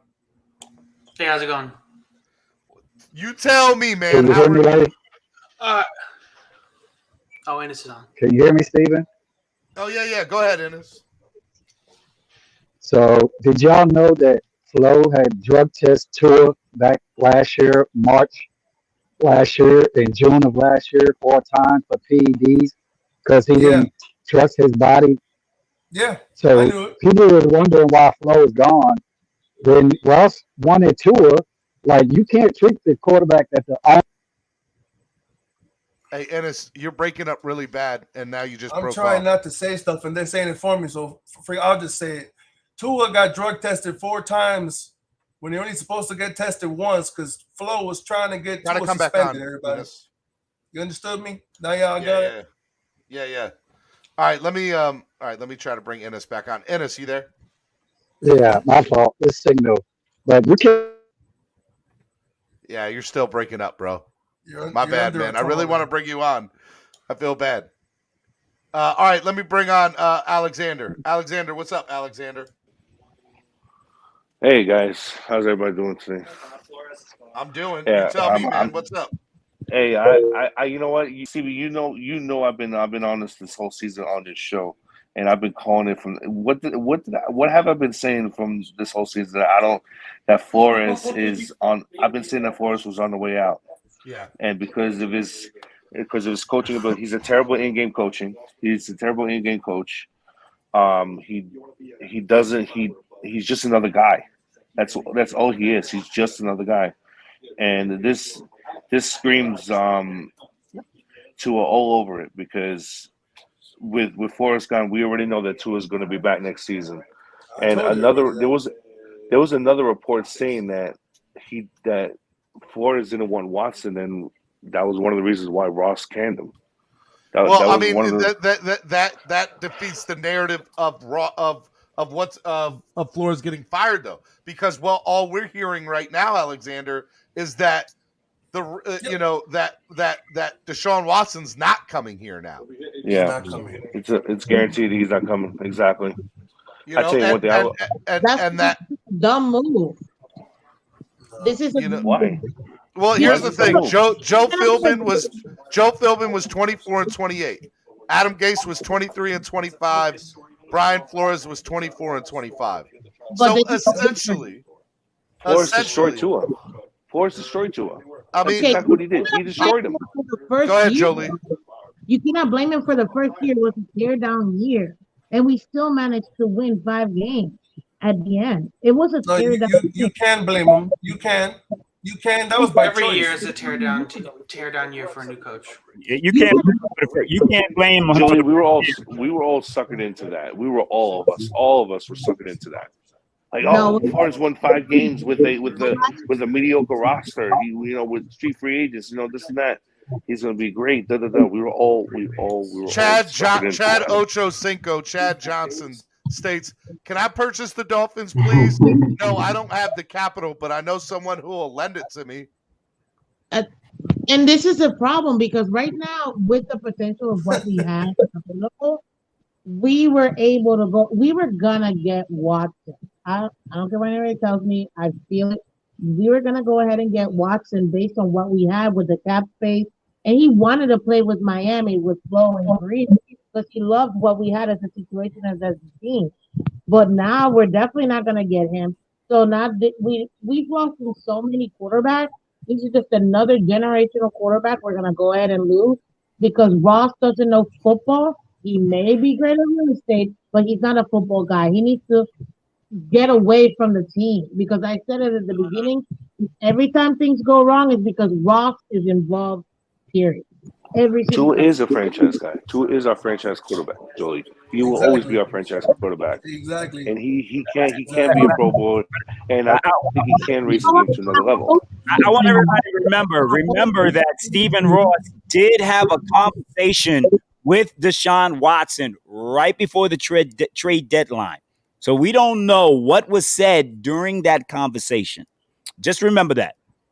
Don't eliminate. Here's something else, and I'm thinking out loud here because I'm trying to process all of this, right? And when you look at what's going on right now, you have to realize a couple things. Number one, I don't know what term you want to use, but right now I'm going to use the term gave up. We gave up on another head coach after 3 or 4 years, right? Yeah. We gave up on another head coach. We have been mediocre for the umpteenth time in how many years? We were 1 game over 500, right? 1 game over 500. We are the definition of a mediocre team. Good teams find a way to win. There were 3 to 4 games where you could point to that we just win one of them. We're in the playoffs this year. And maybe we're not having this discussion on January 10th of 2022. Maybe we're having a discussion on who the team. One of the things that frustrated me last night, I'm watching the game last night. By the way, just to say it, last night's game was one of the most fun times I've ever had watching a game through Twitter. Twitter was absolutely amazing last night. Yeah. Twitter was bonkers. But what was funny about all that is I'm talking with my wife and I'm just like, I'm sick of the Dolphins not being in a position where they're being talked about for wild card weekend, where we're, I want that to happen. I'm over it. So 2 things. Number one, I understand Stephen Ross's sentiment of he's over it. I think this was a decision of he's over it the same way you and I are. My questioning of him being over it, though, was this the right move? And I don't know if it was or it wasn't, but what I will say is, I think this decision was based on emotion more than anything else. Because you have to understand we won 8 out of our last 9. We had a top 5 defense because of the play calling that turned around because of Flores. This defense was built and put together by Flores. So, and defense wins championships. So let's say you're a Tua supporter. You have to understand, well, you know what? I'm just going to, wherever Flores wants to go is I'll go. And that tells me something too, that this franchise consistently does not put enough faith in the person running the franchise or to allow them to put together the team that they want. There's always some friction somewhere, whether it's a GM and a head coach, a GM and a head coach and the owner, a head coach and an owner. There is always some friction with this franchise. That has to stop. Whoever, and that's why, like, I enjoyed Chris Greer's draft picks. But if you're going to get rid of Flores, I have to think you need to get rid of Greer, because the person that comes in has to be able to do what they want to do on their own terms. Right now, whoever comes in is going to have to do what they might want to try to do on Ross's and Greer's terms. But Steven, I want to go back to what Big John was saying. I think exactly what you're saying. There was a problem, and Brian Flores was causing a lot of those problems behind the scenes. Those are the things that we don't know. The problems with the offensive side of the ball. Was he doing things that were purposely hurting the team when the management wanted to go in a different direction? So I've heard that people couldn't even talk to him because he was such an alpha male. Problems with community. Now, on the defensive side of the ball, they didn't have those issues. But anyone see the interview with Tua Tagovailoa and Jeff Darlington before the Tennessee game? And Jeff asked him about his relationship with Flores. And Tua said, it's good. And Jeff looked at him like, is it really good? And Jeff, Tua was like, it's okay. So there was a problem there from the beginning. And then if that's the issue and you're already knocking heads with the general manager, even though he may be right about, could you imagine what those conversations were like Flo was having with Greer about Justin Herbert after every game? I told you I should pick. To piggyback on that a little bit more, we're learning today that one of the reasons for Flores being gone is relationships, right? Relationships. But what are we seeing right now on Twitter from multiple players? We're seeing on Twitter right now on defense. Robert Hunt just co-signed. You're like but still, it's players, right? Players are saying there are players on the roster that are coming out and saying, "Hey, this guy made a difference in my life. He changed my life. I love him." Well, what's the problem here? Steve, the problems were with management. Yeah. 4 different offensive coordinators in 4 years. Those were the problems. 3 in 1 year. But yeah, 3 in 1 year. Right. Those are the problems. I don't like the move. I think he should have got another year and bring in someone like Eric Bieniemy to run the offense. That's what I want. I'm upset. Hold on 1 second, Big John. Somebody just tweeted this, and I thought it was very interesting. Carolina Panthers signed Brian Flores as head coach. Carolina Panthers trade for Deshaun Watson. Jim Harbaugh stays at Michigan.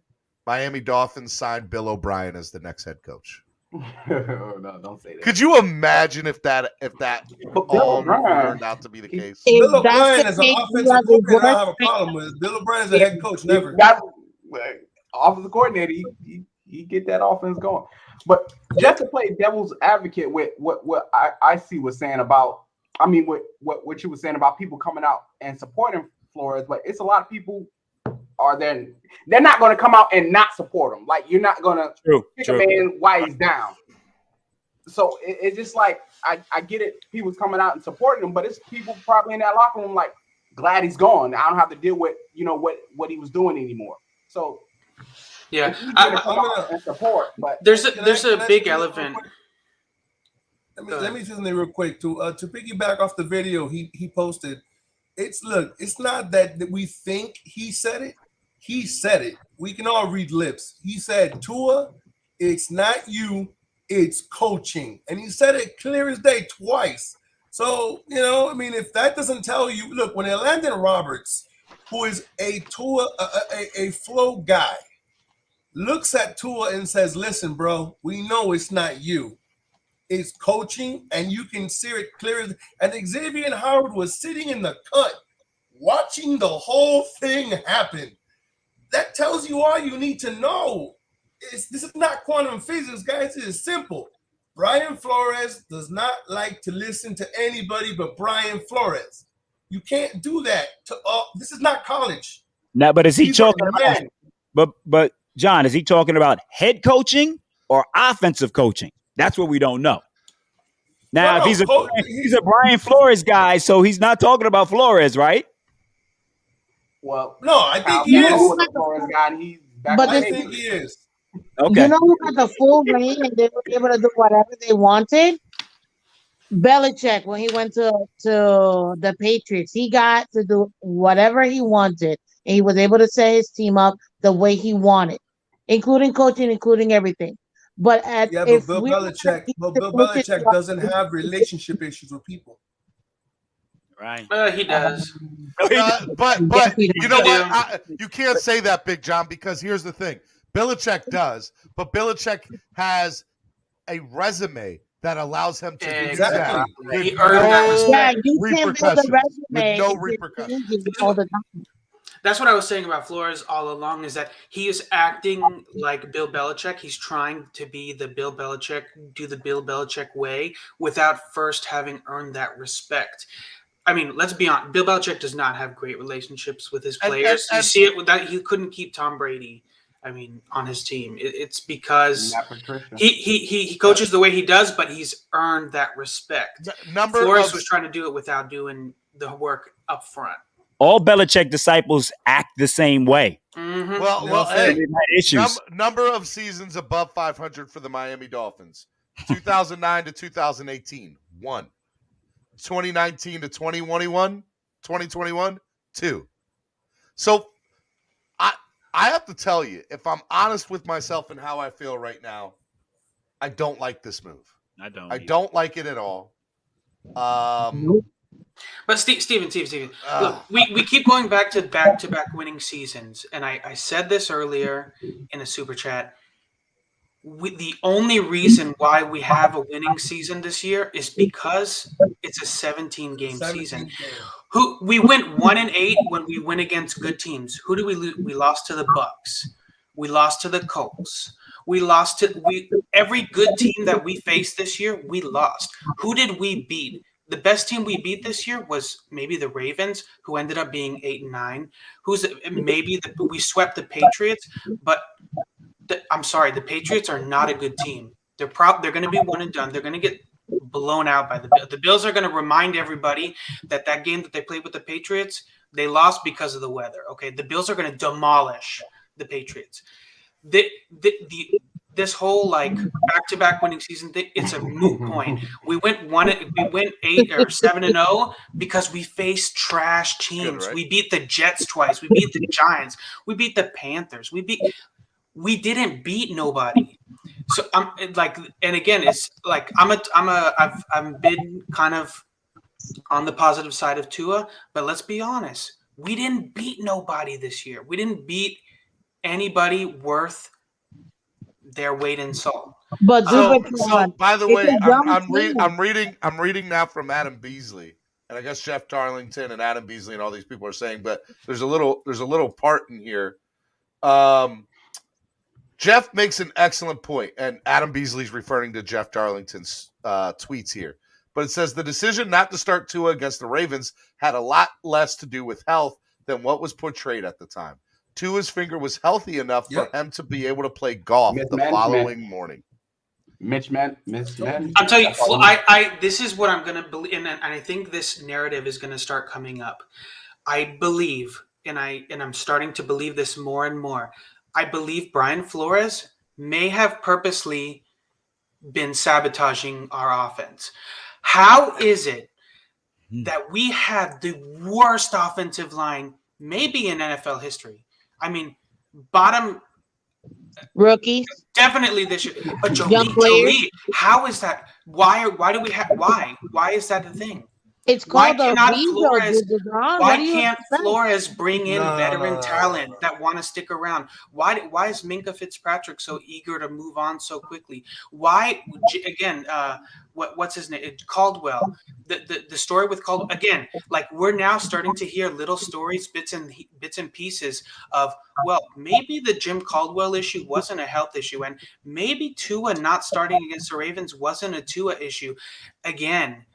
There's a lot of weird things coming out. Do I think Brian Flores may be a good coach somewhere else? Maybe. I hope he learns from his mistakes here, and I honestly wish him the best. As long as he doesn't coach in the AFC, I wish him the best.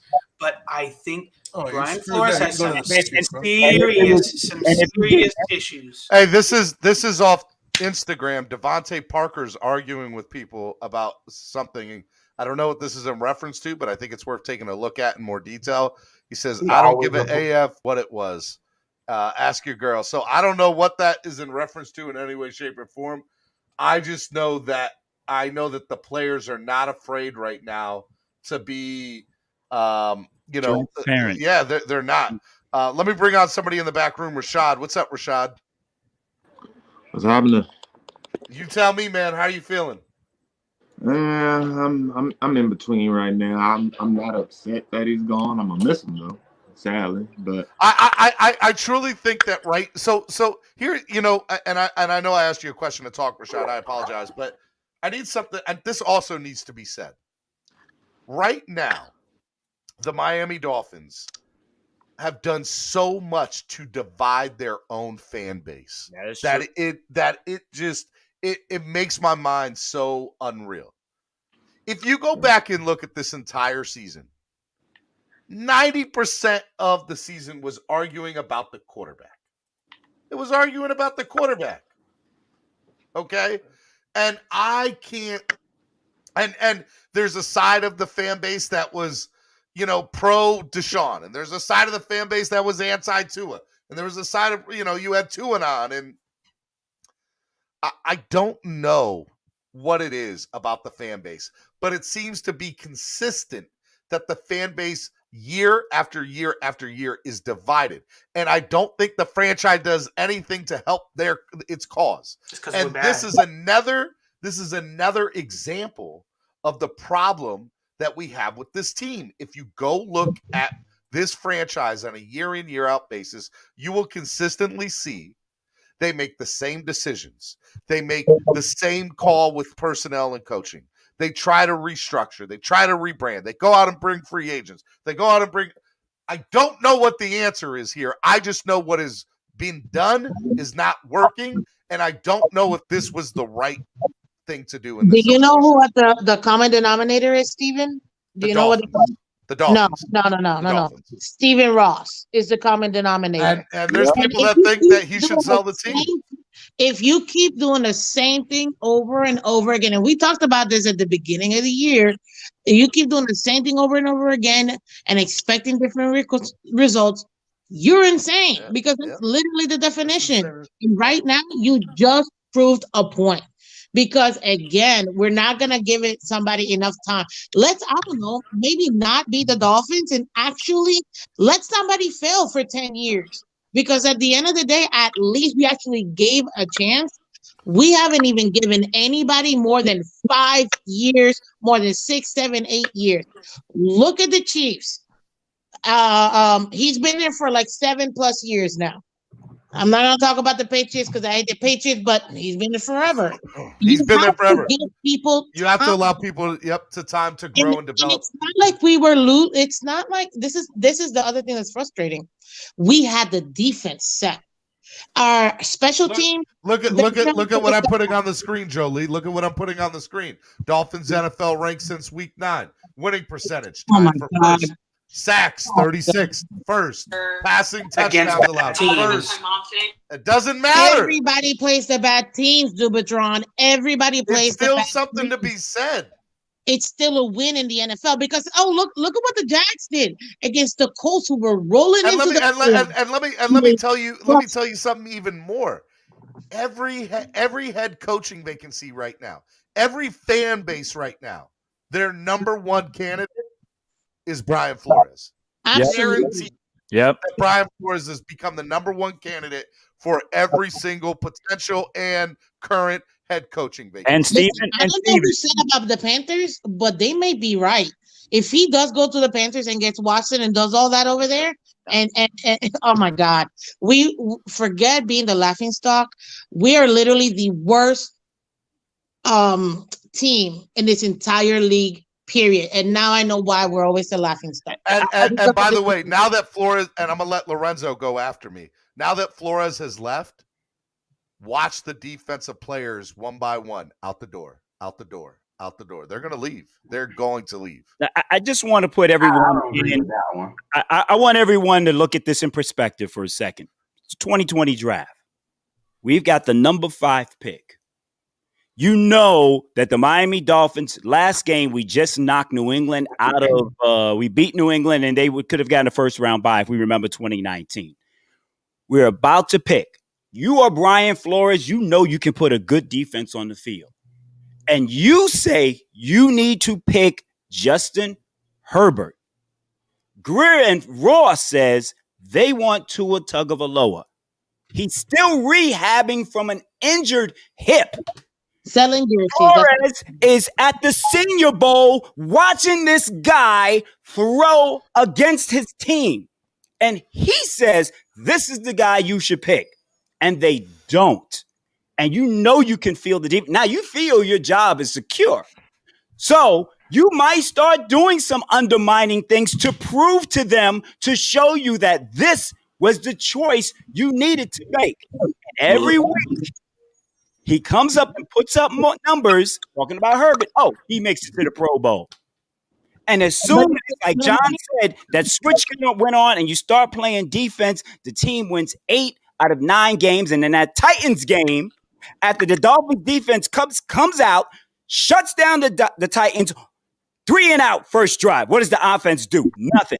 Second drive, 3 and out. What does the offense do? Nothing. Third drive, what did the offense do?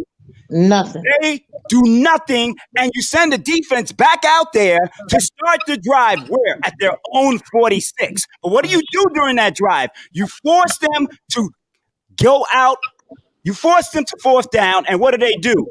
They should have kicked the field goal, the Titans, right? But no, they don't kick the field goal. They go for it on fourth down because you know your offense can't do anything. So they score 7 points. What happens on the very next drive? You're a defensive-minded coach. You're defensive players. You're begging for your offense. Can y'all move the ball, do something? The next drive, Tua fumbles the ball, and your defense comes out there again and shuts him down and holds him to the field goal. What is the score at halftime? 10-3. Can your offense do something? Maybe if we had a better quarterback who's not coughing up the ball in cold temperature where we play in the AFC East. And if we're going to win any games going forward, we got to win in New England, we got to win in Buffalo, and we got to win in New York. So the only thing I would say to that, only thing I would say with that play calling, like it was no rhyme or reason. Like literally, the play calling the Titans, like it was they were just throwing darts at a board. Like it was nothing. Tell me one thing that they were setting up to do something else. Like it was nothing there. Like literally, a double reverse tight end. Like why are you doing that in cold, rainy weather? Like it makes no sense. He's the number 1 pick, fifth pick overall. We didn't sabotage him. I don't think Flores did. I think he did what he was supposed to do, which is play his number 5 overall pick. And you know what? You picked him. Okay, I'm gonna demand from him exactly what I would have demanded from anybody else in that position. Because we did the same thing with Waddle, we did the same thing with Jalen, and they're performing. So my thing is, I don't think he set him up. I think he did exactly what he would have done no matter who was picked, especially since you picked in the 5th overall. Let me ask y'all a question real quick. I want to interrupt and ask y'all a question. Do you think that if the Dolphins had kept on losing, like they started out 1-7 and we didn't have the 8 of the last 9 game win streak, that Dolphin fans would have a difficult time right now with this? Of course not. No way. No. We say he needs to be gone too. But then we'd be mad at Chris Greer for making the trade with Philadelphia because if we had a poor record, Philadelphia we'd have a top 5 pick. Right. So mad about that. Mad at Chris Greer for making that move. Yeah, no, it wouldn't even be a question. And I'd like to point something out, and this hasn't been brought up until I brought it up in chat, but nobody's talked about it. I've noticed, and I brought it up yesterday in the pregame show when we were talking, with noticing players on this team not being as excited on the sidelines or anything as we saw last year and the year before. Remember last year when players were going up and chest bumping Flo and high-fiving and hugging? You didn't see any of that this year. What I did see was Mike Gesicki catching a ball on the sidelines and kind of handing the ball off to Greer like, hey, give me the rock. It's been very strange to see the dynamic shift on the sidelines in the last year compared to the previous year, as far as players being on, just it's different. You could sense it's different. I understand, everybody's talking about Flo being a great coach, this and that, but it was very obvious he had lost the locker room, and whether or not that was because of his treatment of Tua or anybody else, it looked odd on the side. It did not look the same way. We were looking on the sidelines, and Flo just looked like he had a passion, a fire in him. He didn't have it this year, and the players were not really into it either. It was, at least that's something that I noticed. It's because If they were not into it, they would have gone 1-17 or whatever. I mean, I know we keep saying it, but man, we just beat a lot of really bad teams. And I know there's a lot of other players, good teams that have lost to bad teams. But man, we beat a lot of really trash teams, and we beat some teams too that were down players. And I know everybody's talking like big, on the Jacksonville Jaguars beating the Colts, but the Colts were down a lot of players because of COVID and injuries yesterday. True. We beat, we were blessed with our schedule at the end of the season. Okay, we got the Jets twice. We got a lot of bad teams, and we got a lot of teams that were beginning to decline. Everybody was talking big talk with the Ravens at the beginning of the year. They looked great. When did they start going downhill? They started going downhill when we beat them, and they started losing. But Lamar Jackson didn't play the last 3 or 4 games, so stop that with the Ravens. That was a good win against the Ravens. I'm not taking away the win to the Ravens, but I will say they did start to decline after we beat them. Maybe it was because Brian Flores is a great defensive coach. Honestly, I don't think he's head coaching material. I think he needs to be a defensive coordinator, and he would be a Super Bowl winning defensive coordinator on any team in the NFL. Period. He already is. He's not a head coach. He doesn't know. The number one job for a head coach is to be a coach of coaches. And what is the one thing that Brian Flores has failed to do? He has failed to put together an offensive coaching staff. True. He got 3 tries to do it, and he failed. I don't care what anybody says. I'll give you that. Even put Tua aside. Even any team can go out and get a running back and an offensive line and run the ball. We couldn't even do that. This offense has been bottom tier at best, and the only reasons it look good, and I like to talk up Tua here and there. I haven't seen enough of Tua. I don't know who Tua is, but I will say this offense was just bad. All right, let me bring in a couple of other people that are in the back. 1, 2, 3, 4 Eps. What's up, Eps? What's up, Steven? How you doing this morning, bro? How are you doing? I've been better, but I'm used to it on thick skin, bro. Well, talk to me, man. Tell me how you feel. Tell me your thoughts and how you feel right now. My thoughts are Stephen Ross. he ruined the relationship with Tua. And he took Brian, and just like rich people do, he threw Brian Flores under the bus to take the fall. Oh, wow. Brian Flores had it's an interesting theory. Brian Flores got he had a practice squad, brought him to a 5-win team. Okay, then he had 2 winning seasons with a journeyman quarterback and a limited quarterback in Tua, who's so bad that all you got 2 years say, oh, give him an O-line, give him a run game. He had a great O-line yesterday. He had a great run game yesterday. What did he do? He threw for 109 yards, and there was 3 picks that were dropped. Tua is limited, and he's not going to be a quarterback in this league. This obviously has something to do with he wants to keep Tua, and you guys are ready to lose for the next 5 years. All I can tell Tua Nears and Drebitron and Alex and everybody, beware what you wish for, man. Beware what you wish for. What you wish for. All right, let me bring in Von Joe. Von Joe, what's up, Von? Hey, what's up, Steven? Could you hear me? Yep, I can hear you, man. Von, tell me how you feeling, bro. I'm not happy, Steven. I'm all ears, man. The floor is yours. Because from a couple weeks ago, I was part of that "Let That Man Live" campaign. Yep, you were up here, and we didn't let him live. We decided to axe him, and again, the thing I'm terrified about is a couple things actually.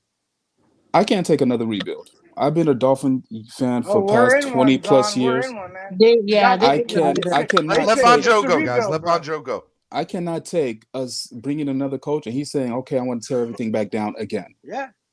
I would literally lose my listen, I would lose it. I can't take it again. Two, I mean, if we're saying we're gonna hitch our wagon to Tua, I can't take that either. Because all I've seen is a quarterback that cannot run a pro-style offense. And in the Titans game, you sat there and you watched the Titans, who is a defensive coach, who sat there and said, oh, we just want to take away the RPO and have Tua try to beat us. All right, Lorenzo. Yep. And Tua tried to they took away the RPO. And he tried a pro-style offense and failed. Exactly. We saw our offense just fall apart. And yesterday he got no run game in a bad weather game. Vaughn, exactly. He got bad coaching. That's on. I don't care what anybody says. The Titans game was bad coaching. The fact that we guys, told one not second. to run the ball is on. Then I'm hearing that they want to bring in Jim Caldwell, or they want to hire the coach from Kansas City, the offensive coordinator over there. That guy, any of those coaches, I truly believe that Tua cannot run their offense. How do you know that though? Because what has Tua showed you that says he can run a pro-style offense? Wait 1 second. When have you seen them? Let Rashad go. Let Rashad go. And go ahead, Rashad. How can I learn something I'm not being taught to do? If I can't go out there and attempt to do it, how can I learn it? Like, does that make sense to anybody? Okay, but you came in as Tua came in as a rookie. Tua came in as a rookie and couldn't even learn a playbook. It's not. I'm learning a whole different playbook from the starting quarterback. Did Tua not say he's not going to do any more than asked of him? Exactly. He's not asked to win the game. Tua He's is not to lose the game. Rashad, man. Let's get. Hold on, Epps. Let me. And I think you're saying the same thing as me, but I just want to say, last night's game is a prime example. There is no way in the world Tua could do what Herbert did last night. No way. And Steven, I was watching the game and thinking that same exact thing. That wow, if Tua was in that offense, in that same position. So if you switch Tua and Herbert, put them in that same position, same team, I had no faith that Tua would do it. Yeah, no faith. All Tua Nears got what they wanted yesterday. Tua, they got an offensive line that played good, only gave up 1 sack, and they had Duke Johnson rush for 120 yards. And let me tell you, what did Tua do? He put up a measly 109 yards. My grandma. That's what was asked of him, though. Here's the thing. Here's the other thing. Here's the other thing that Tua Nears refused to. But we were winning the game all game. What did Tua But hold on. do? Here's one thing that Tua Nears would not admit. They keep blaming the offensive line, but Tua Nears would not go to rank our offensive line in the past 8 games. What was our offensive line ranked? They keep saying the offensive line was trash. Can I just Rashad, what was our offensive line ranked during our win streak? Second. Wait, I can. Somebody put their thing on mute, so there's no feedback. Rashad, answer Von Joe's question. Ask it one more time. It was something about the offensive line. During our win streak, what was our offensive line ranking? PFF wise, what, 31st? No, during the win streak, our offensive line was in the top 5. Since week 11, we've been ranked number 2 in pass blocking. Rashad, get your facts straight, bud. Wait. Are we going off pressures or sacks? Okay, we can't go off pressures because our offense. Hold on. I want to get in on that. Tua avoided a lot of pressure to make that offensive line look a lot better than what it was. Okay, let me give you one made to create pressure also. That's not a lot of nothing. I need to talk on that little point right quick. He had 2 runs for 38 yards. Let DC go. Let DC go, Epps. Let DC go. Go ahead, DC. So Vaughn, you guys just pooped on Tua for the RPO, but the RPO is a way to quickly get the ball out quicker. So literally the offensive line does not have to hold up for extended period of time. So if Tua just dropping back, like they're going to create all type of havoc on our offensive line. So the RPO literally stops pressures from happening. So all those short throws that Tua is throwing helps the offensive line look a lot better than what it is. But if you're watching the games, you can see that like literally yesterday, it was a 3-man pressure, 5 blocking, 3 got in. All 3 got in on the Patriots. Like literally 3 people rushed, and all 3 got in while 5 men was blocking. But DC, would you also say that the RPO is made to design to create pressure? There's always one man free that's designed to create pressure for RPO. I get what you're saying. Listen, Vaughn, a lot of these people don't know football, man. You just have to go with it, bro. How often do we You just have to go with it, man. They get a sack? They've tried to put Tua in a pro-style offense. He cannot do it. They've tried numerous times. He cannot This is my thing. This is because that's what Tennessee did. Tennessee sat there and say, beat us in a pro-style offense. And people who watch football know football. They know what he did too. Listen, some people don't understand it completely, but Tua cannot run in an NFL pro-style offense. It's simple as that. He's proved it. He has a weak arm. He's proved that. He has ball security issues, 23 fumbles and 22 starts or 23 turnovers. He threw 3 picks yesterday that should have been picked off. Luckily, the Patriots just dropped him because they hit him right in the helmet. He's inaccurate. Even on 15-yard passes, he's inaccurate. Behind people, in front of people, high, low, at people's feet. Tua is not good. If you're seeing something else, I'm not. I don't understand what you're seeing because Tua is bad, man. So you talk about the missed interception. What about the drop throws that would have went for touchdown? Like, what about all the inaccurate throws? Tua missed the receiver. Were they accurate? Were they accurate throws, though, Rashad? No, they weren't accurate. They were Jalen Waddle on a slant in his hands and he dropped it. He dropped one ball all year after breaking the rookie receiving. I mean, come on. He did not. You're reaching, bro. You're reaching. So that gets a pass. I'm not reaching, man. You know we're not saying that gets a pass. Listen, I'm not saying that gets a pass. But what I'm saying is how many passes were off target. His ball. Everybody says that Tua is accurate, but his ball placement is trash. I think. And they said if he had a run game, all right, hold on, guys, hold on. He would put up 300 yards. What did he do? He put up. Hold on. I'm just gonna put you on mute. I got 3 other people in the back I want to bring on. Let me bring on my man Ennis. Ennis, tried to get you on earlier. What's up, cuz? My bad. I had a bad signal, Larry. Steven. Whoa, did you just call me Larry? And then you dropped off, and then you had a bad signal about it. You had the nerve to call me Larry, and then you had a bad signal. You know what, Ennis? I can't with you right now. Get a better signal. Todd L. What's up, Todd? Hey, Steven, did anybody on here tune into Reason's show earlier? Well, I had 260 people watching at one point, and now I have 82. So I think the answer to that is yes. Well, but they haven't come back. The bombshells came out. The bombshell came out this morning. Channels, really. Hey, the bombshell came out this morning that I've known since before right the beginning of the season that I couldn't say. Yeah, but remember when? Knew. I love it. They all have inside guys. Go ahead, Todd. Well, no, it came out because he does know people like Tua's trainer and everybody like that. Tua was drug tested 4 times by the league in 1 month. Big John's already stated that. Big John has already stated that.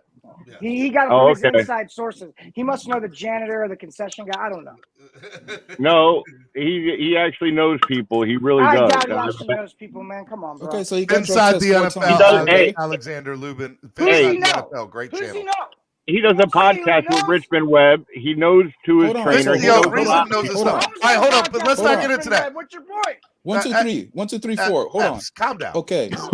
Okay, he got drug tested 4 times. Okay. Now I'm not saying Tua's job is safe. Trust me, the next coach might not want to work with them. Well, but that scares me too. That scares me too. All right, I got somebody else in the back. Mike on the mic. What's up, Mike? Yo, I'm gonna be quick because I gotta get all my shit together for tonight because this shit's crazy. But I do want to say one thing, Steven, you're right. I ain't never seen a franchise divide their fan base like this because it was. Flores was safe. Everybody thought Flores was safe. There's a few people that didn't think he was safe, but at the end of the day, they chose Tua over Flores at this very moment. But my problem with this whole thing is how many times are we gonna do the same damn thing over and over and over again and say, we guaranteed him 5 years and then we cut it short early again. Apparently 20. Apparently 20. Yeah, I know, right? But my only thing is this is my point, and then I'm gonna shut up and listen. And it's basically a question. Does anybody in here trust us to do the right thing after this? Does anybody think we're actually going to improve our situation after firing Flo? And if you do, I'd love to hear your reasons why.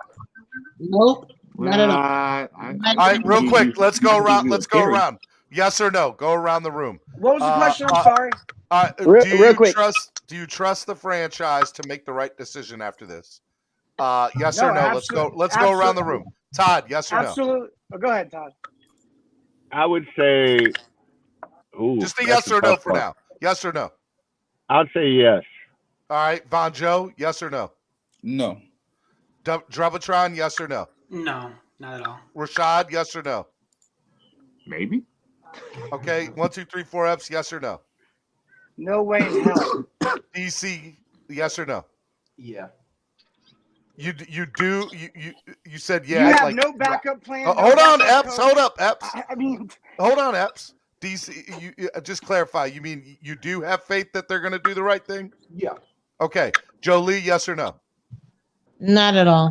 Not all even right. a So I want Todd, Rashad, and DC to go real quick. Todd, why do you have faith that they're going to do the right thing? All right. This goes back to remember when Sperano was here and we ended up going after Harbaugh behind his back and giving Sperano an extension, mm-hmm. and then having to fire him beginning of the next year anyways, or mid-season. Okay, so it's kind of funny how Harbaugh's name gets circled back out, and now this time, instead of doing it behind the back, he's just getting rid of Flo. That was probably a big reason we didn't get Harbaugh the first time. Okay. And I think that's what he's trying to do. And Harbaugh, you look at Denver's getting ready to fire their coach. That was Harbaugh's DC.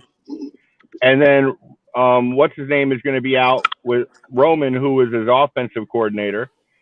That's kind of where I think it's going. And if you look at it, that's him doing it and trying to improve off what he did with Sperano. Now he's just doing it where he's getting rid of the coach and saying, all right, I'm doing it the right way this time. I'm going to go ahead and go after Harbaugh the right way. But what has he shown you that he knows how to do the right way? Like, what is that? Obviously, that didn't work. So what has he done? I'm not being mean. I'm just being. Mike, I think that the question is legit, and I agree. Todd, do you have any further? Like, what has Mike, he shown you? I agree. Please. Yeah, answer Mike's question, please. What proof? The tear it down, the rebuild. We do have a lot of young talent, so I think didn't work. As far as young talent, hold on, Epps. No matter how much it didn't work because of our inept on offense, we still had winning seasons. Okay, and I give you that. So, and then my only rebuttal to that is a winning season enough? Because I think 22 years of just winning and 2 winning seasons, 3 winning seasons. I get that. Mike, let me interrupt and say baby steps, right? Baby steps. Yeah. Hold on, before we get more into detail on that, let me go to DC. DC, why do you have faith that this team is going to do the right thing now? Well, the whole thing about the defense, like, I know Flores is gone, and we give credit. Obviously, people are giving Flores full credit for the 2 winning seasons back to back. But we have a defense that's already built. Like, literally, if we choose the right coach that can get our offense going, whether that's with Tua or without Tua, like, we have a pretty decent defense to go forward. Our offense, we're being held back by our offense, whether that's play calling, whether that's Tua, whether that's the offensive line. Like, literally, if we don't cut Ted Karras, Eric Flowers, our offensive line look so much different. So, like, literally, if we bring in someone that can get our offense going and our defense play just half of what they played this year, like, it's literally, we're good. Like, I don't understand, like, why people can't see that. Okay, and real quick, just let me get Rashad, and then I'll go back to you, Mike. Rashad, you said maybe. What makes you think maybe this team is gonna do the right thing? Well, I believe they're starting off by doing the right thing. I believe Flores deserved to be fired. Let me. I don't think I said that yet. I think he deserved to be fired because the losses that we took we should have won at the least 2 of those games, and those games are on him. I know a lot of people think because I defend Tua, I'm a Tua fan. Tua's not the best quarterback in the league. He's probably not. He's definitely not top 20. Don't get me wrong, but I'm not going to place all the blame on him. I'm not going to say I know what he can become because I haven't seen him put in situations where winning is asked of him until it's the fourth quarter, and he actually does show up in that fourth quarter. And then we lose at the end. We allow the Atlanta Falcons to get a first down and kick a field goal, use a timeout. We allow the Patriots to run it down our throat, almost kick a field goal, but the defense saves us again. I can't blame Tua for these things. All right, Mike. Go ahead, Mike. Yeah, okay. So one thing on that real quick, Rashad, is I'm not going to disagree that you can't blame giving up a lead in the end on Tua. But of the 15 or 16 victories, however many he had, how many does he get credit for? And there's only one game everybody goes back to, and it's Arizona. So that Tua is a different point. We're done talking about Tua. They've given us something else to talk about.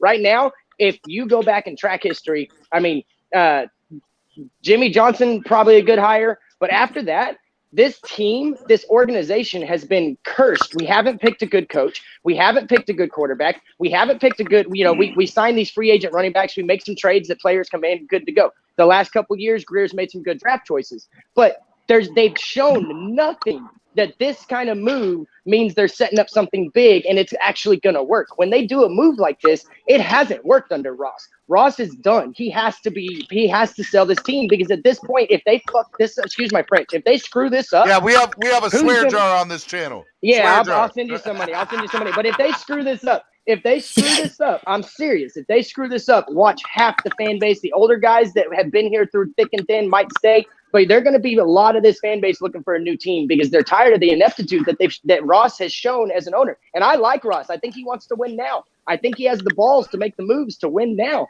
But he hasn't shown that he can make the right decisions.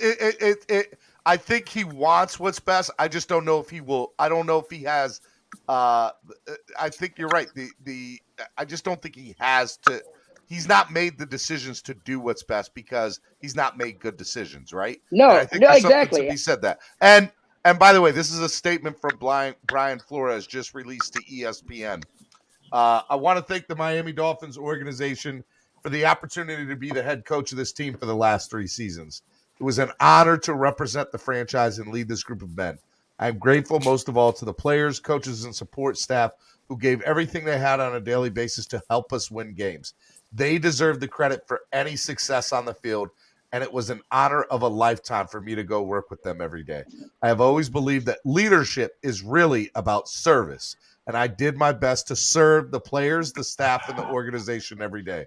I believe in this team and will always value the relationships my family and I made here. I got to go be a stay-at-home dad. I got girls I got to take care of. I'm going to jump off. Y'all can check me out tonight, and I think Steven's put us on his show soon. Mike, go ahead. Really Go ahead and promote your channel real quick. Okay, and real quick, I got a call coming in. Can y'all hear me? 2 seconds. Yes, 2 seconds. Go. Okay, What's your channel? Just come in and check out the Fins Tailgate. I'm Mike the mic on the mic on Drop the Mic. Y'all please check us out, like, subscribe. Steven's doing it right. He's noticing that we're going to jump on and do it right just like he does. So I appreciate y'all giving me the time today. No problem, Mike. Be easy, bro. Nice, Mike. Have a good one, bro. Steven, can I say something, Steven? Yeah, go ahead. Listen, like you say, Steven, the reality of the situation is, every time you bring in a new coach, they want to do things their way. They want to make things their way. They want to get people that they want.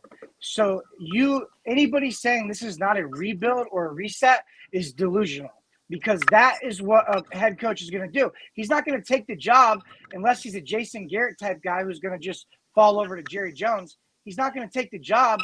And Stephen Ross, he goes with emotions. If you notice, he signed to Donovan Sue. He became a business partner with him. He's very emotional with everybody, and he makes decisions emotionally. And I'm going to tell you right now, he's not a football guy. He is not a football guy. I'm going to tell you right now, he's going to regret this. Right now, this fan base is going to regret this so bad, because I wouldn't be surprised if Flores is hired by the end of the day by another team. I don't know if it'll I be really by the end wouldn't. of the day, but I said at the beginning of the And show, guess what, Steven? as soon We as I have saw no it, backup I plan. said 72 hours. I think he'll be hired. And guess within what? We have 72 no hours. backup I don't plan. think We he'll have be a head nobody. coach. We have Hey, nobody in Steven. line. We have no future at all. We don't know what we're doing or where we're going. It's the Hey, same thing that we were 3 years ago, guys. It's What? That's already the been reality. reported there's a loose agreement out there for the next head coach. There's a loose agreement already out there. Which one? So we'll see. All right, Bonjo, what's up, Bonjo? Hey, Steven, I got to get back to work. I was actually at work and I took time to come out to your show. Hey, man, I But appreciate it, man. Thank you. listen, man. I got to get back to work. I appreciate you guys having me. Again, I'm still worried, so I'm just gonna be looking at my feed to see what's going on. I'm gonna listen to the rest of the show, but thanks for having me. And I guess Finn's up. Yep, Fins yeah. up, man. Fins up All always. right. Bye, Bonjo. All right, man. Hey, but Ed, to piggyback off what you said, remember what you said about winning seasons not being enough? Are you there, Epps? Epps, take yourself You're- off mute. Oh, my bad. I'm sorry, Todd. I didn't know. Remember what you said about winning seasons not being enough? Yeah. Then has Flores shown enough? But listen, Todd. To get at least one more year. Todd, To get listen, at man. least one more Flores, year. listen. We stripped the entire team down. We rebuilt them. He had a practice squad. Right. Everybody had the tank for Tua going. We were predicted to win 0, maybe 1 game. He won 5. He finished the season out going to New England and beating them at New England. Okay. Then he's had 2 winning seasons with a young football team. Okay. And now you have no backup coach. You have no All right, plans well, in let's- order. You have nothing that you can even say, hey, well, don't worry. We're going to do this, guys. Ross doesn't know what's going on. All he knows is I'm firing Flores. What's your next plan, Ross? Hey, He doesn't Epps, know. All right, Epps, hold on, the Epps. net- Go ahead, Todd. the thing about it is the Jacksonville game, we made Trevor Lawrence look like a Pro Bowler, not a turnover machine. We didn't pull out the amoeba defense, What just which happened is in the what should Jacksonville have been game doing. yesterday, Todd? Listen, Young players. I keep telling everybody, we were a young team. What do you expect? They're not gonna all gel in 2 weeks. They're gonna need several weeks to be able to We ran together. a whole different defense I find it versus funny people say them young first players. 8 weeks was a whole yeah, it different was a whole different defense. It was a soft zone up until after right Because around we the had trade deadline. Then we injuries, came Todd. out. We had injuries, Todd. That's why. You couldn't play bump and run man in coverage when Byron Jones and Xavier are banged up. You can't do that. You're going to get busted. All right. So what you do is put them in a soft zone where they have more time. The quarterback has more time, and they have to cover longer. Oh, 40 minutes a game. You don't think they're gonna get tired because the offense can't do anything? I mean, that's exactly what happened. We quit. Like I said, there's no Todd. If you think firing somebody without having anybody in place to take their position is smart, then I'm sorry, man. I just have to disagree with you because it's just such a bad move. Epps. So we say nobody in position, but like people get fired all the time. Like, and you have a bunch of candidates. Like literally, you have good candidates. It's not like it's you fire somebody and it's nobody out there. It's like, oh well, we got to get Tom from marketing to come up and coach. It's a lot of coaches out there. It's not like it's no one out there. Landon Roberts, Mike Gesicki, X have all been, and there's a lot more veterans you haven't heard about that have been against Flores most of this year. They were playing for themselves. Yeah. Right. A Reason posting on his Twitter. Last Monday on Finside the NFL, I reported player coach spat post Titans game. I told people close to me exactly what went down. Today I revealed it on the show. Flores and Tua got into it heavily. Apparently Tua says you can't treat people this way. I mean, look, man, this is So, like I said, this is and that came out from X. That came out from X. X is the one who said Tua did that. It wasn't anybody else but X reported that. Yeah, well, Tua's sensitive, man. When you're sucking out there, somebody needs Dude, to tell you you're sucking. No, he wasn't even. It It had nothing to do with him. He said other people. Epps He is said right. you can't treat people Epps like this. In Epps other is words, it right was when other you- people. when you're sucking out there, like when you're 1-7, somebody get- needs to he tell can you walk. you're sucking, right? Yeah, if I was the coach, When you I would get say Tua, out you're coached by trash, Urban man. Meyer, that was bad. When you get out Urban coached Meyer by has nothing Urban to do Meyer, with Flores.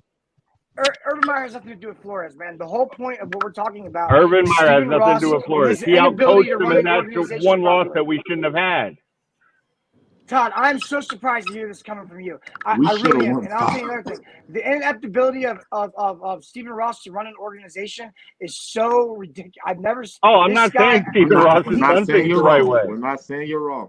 The thing is, you're saying that but I'm that saying Flores deserved to be Flores is the fired. right guy. That's where I'm saying you're wrong. Okay, yes or no? Do you guys don't think this is going to be a rebuild? I'm No. not. Who said it's not This going to be a is rebuild? definitely a rebuild. No, Why? I'm asking We're as a panel. Do you guys think this is going to be a rebuild? More in No, because towards you of a get rebuild, or Nah, more there are towards of good not a coaches rebuild? out there you I'm could saying bring no. in that can run the same type of Epps, system. let me answer this question, Epps. Let me answer this question while you take a breather. Okay. Number one, I think my gut tells me this is not going to be a straight gut rebuild. Right? That's what my gut tells me. You got too much money for that. But what I will say is, to Mike's question earlier, this franchise, this team has never given me a reason to trust them 100% that they're going to do the right thing. So with that being said, right? With that being said, I think the position that we are in right now is wait and see who comes to Miami. If Eric Bieniemy comes, if Pep Hamilton or some sort of offensive guru comes here in some sort of capacity, then it's not going to be a straight rebuild. What if you start seeing all the other coaches? Hold get fired, on. If a special teams coordinator comes in, like Rizzy, who I would love to see, by the way, then I would understand if we did it. I wouldn't agree with it, but I would understand it. If you are just going to get some sort of Jim Harbaugh, or which I know it sounds like that's not the direction we're going, but if you start getting into that direction, then what you're going to see is a straight gut rebuild, right? Like Doug Peterson, right? Doug Peterson's been a former head coach in this league. I think, and granted, he's an offensive guru, and I put that in quotations, but that's what we're going to see. So I think right now it's a wait and see game. The direction of this franchise, I would like to say my gut tells me it won't be a rebuild, because that to me would be the smart thing to do, because you have something here already. You have somewhat of a foundation. And I'd like to think that would allow coaching candidates to be like, this is a good place for me to come to. But I don't Let me ask trust you it. a question, Steven. Are you feeling confident about going into the 2022 season? No. Are you feeling confident or not at all? Okay, that's all I needed to know. I'm not. Real quick. And Todd, you are, right, Todd? Todd, go ahead, Todd. You're confident, Todd, in going into the 2020 season? I wasn't confident. I wasn't confident before because I don't trust that's the all I needed to offensive know. staff. I don't trust the offensive staff with Flores Well, don't here. worry, you're going to see a lot more people getting fired over the next couple of weeks. All right, hold on. Hold on, Epps. They deserve it. All right, Hey, Todd, go ahead, Todd. But if you bring in a coach like Harbaugh, I do disagree with one thing. What? Harbaugh would bring in Vic Fangio, who runs almost the same type of defense that we ran. Yeah. And that would 100%. keep basically our defense together. The offense, we pretty much do need a whole rebuild. So regardless if he was here or not, we do. We have certain players like Waddle that we keep, Duke that we could keep. But if you look, and we'd still have to rebuild the offense anyway. If Flores was here, what would you want him to do this offseason? Rebuild the offense, right? Exactly. So I'm not understanding y'all. Y'all think that we're just going to throw away the defense? All the pieces we have on defense with $75 million in the offseason, we're just going to trash the defense. But Rashad, you do have to admit this, and I'm going to let Joe Lee go after this. You do have to admit this. You have to understand that this franchise built this team with Flores building up this defense, and all those people on defense are Flores guys. Now you let Flores go. You think Emmanuel Agba's going to want to re-sign here? No. He, Like, I agree with what you're saying. 100%. Hopefully Waddle demands a trade because I don't want to see his career ruined. What? What did you just say? I don't No want to see way. his career ruined by Tua. I don't want to in this franchise. But he just broke records with Tua. Epps, he just broke records with Tua. And not only that, Epps. Not only that. Epps, the one thing I do need you to do, and I need the entire fan base to do, not just you. I need you to calm down and understand that what happens over the course of whenever this decision is made is going to be very imperative on what happens with our franchise for the next 1 to 3 years. That's what we said 3 years ago, man. And you know what, bro? We're at it again, and it sucks, and I hate it. I think a lot of us fans do. So, Steven, no, Jolie was supposed to go. My bad. Go ahead. What if just a quick question for the panel, real quick. What coach do you think, knowing full well they're only going to get 3 years, is going to actually want to come here, especially since you have to rebuild the offense the way that you do? Because we don't have a starting quarterback, we don't have a backup quarterback, we don't have Here I'm going to tell you, receiver. We don't have a receiver. So, what coach is going to come here for a 3-year job? Jolie, I have your answer. The best scenario for the Dolphins, in my opinion, right now. Now, I could think about this later and have another one. Again, all these things that I'm thinking right now are just, I haven't had time to sit and comprehend this at all. Yeah, you have no time to digest. I've had no time to digest this, but I would think that a special teams coordinator is the best route for us to go. Bringing in somebody like Darren. Let me tell you, and I've already explained a little bit why, but look at John Harbaugh. John Harbaugh had no business being a head coach in the NFL. He had none. He was a special teams coordinator in Philly, but being a special teams coordinator, you have your hand with all 53 players. You have to have your hand and coincide with all of the coordinators from each position. There's something to be said of that. And you're usually somebody that the players like. And you're usually somebody that the coaching staffs like.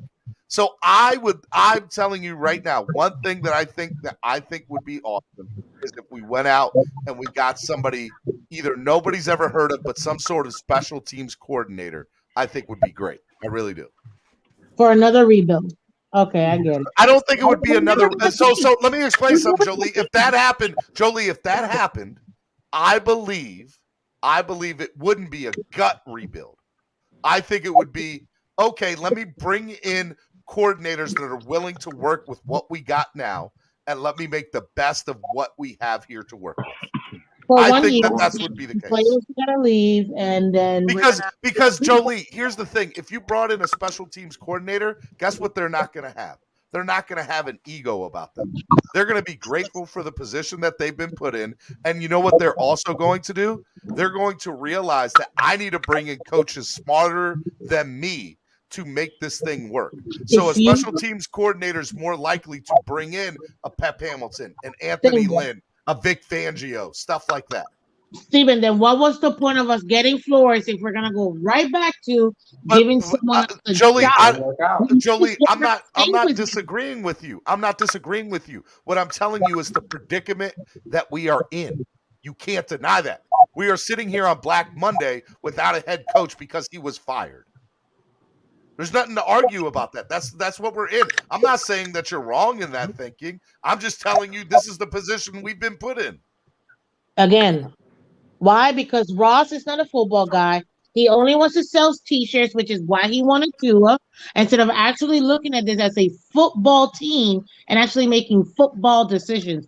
Ross needs to go, and he needed to go 10 years ago. But at the end of the day, we're still stuck with him for some reason. He needs to sell this team or do whatever his plan. I want a new owner because this is not working. He is not working. Well, that's not an option. You don't One get to pick quick a new owner, point sadly. is hindsight is 2020. Like Herbert did not show these elite traits. He had the arm. Nope, but he was inaccurate, and most of the time he won with his legs. Like he did progress. I love Oregon, and because their uniform, so I watched almost every game that he played in. Like he was not as accurate as like he is now. Like I said this as well. He didn't have the too. He wasn't really asked to do these things that he did. But wait, hold on. And he did not have the talent around him. He did not have the first year, the Hunter Henry, the Mike Williams, Keenan Allen. He didn't have that type of talent around him at Oregon. So it's like now we can say, oh my God, we should have picked him. But like if he was doing bad right now, we wouldn't be having this conversation. So it's like it's just one of those. And as time gets further apart from that draft, the longer we get away from this decision, the more and more people are going to be like, yeah, I would have took Herbert over Tua. The reality is only about 10% of people in reality were going to take Herbert over Tua. That's real. I stand on what I say. I wanted Tua over Herbert because I like the traits that and I did too. Tua had. Like I was like, oh, he got a crazy arm, but I was like, yeah, I seen him in the Rose Bowl. Like he really won with his legs. He kept on running. He couldn't get he was missing wide open people. That's what in my thought process I was like, yeah, he keep on winning with his legs. So I wanted Tua over Herbert, and I will always say that I would never go back and say, oh yeah, I seen Justin Herbert coming a mile away. No, I seen a dude with a crazy arm, but. Look, I think we have to realize that we have put ourselves in a position, and I say we put ourselves. Stephen Ross has put us in this position, right? And I don't think Stephen Ross means anything more than he wants to win. He just hasn't made the right decisions. I truly think. I'm just telling you what I think, right? You can disagree here in a second. I think Stephen Ross wants to win. I think Stephen Ross is getting bad information wherever he's getting it from, or he's not listening to the information that's being given to him, right? And or he's not listening to the right people, and that's the other problem, right? Which means that Stephen Ross is probably not the right guy to take this franchise to the promised land where we all deserve to be, right?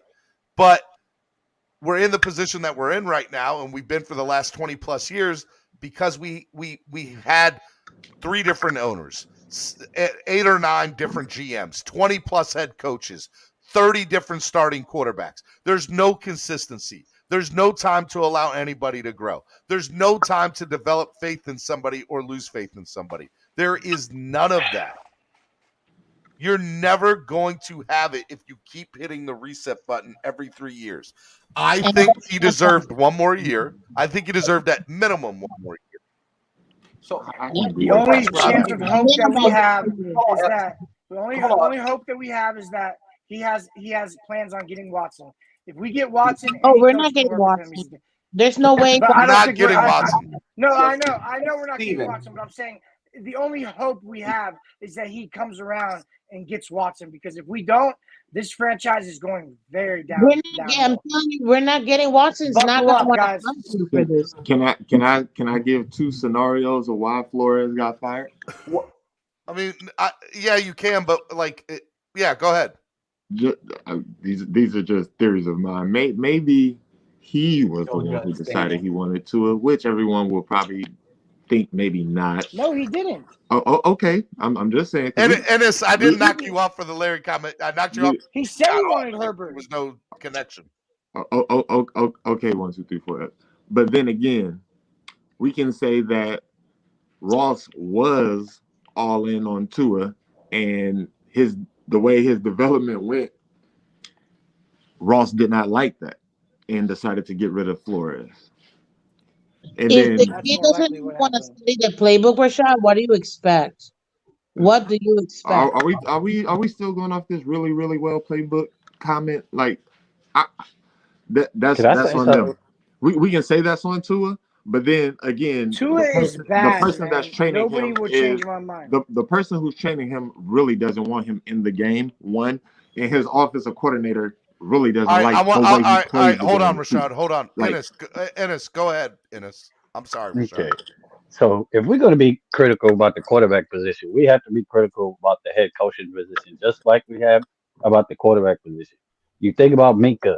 You think about how Eric Flowers and Karras and Van Noy got out of here. If you think about the situations this year, like we so hammered on the quarterback position, but the head coach position is just as important.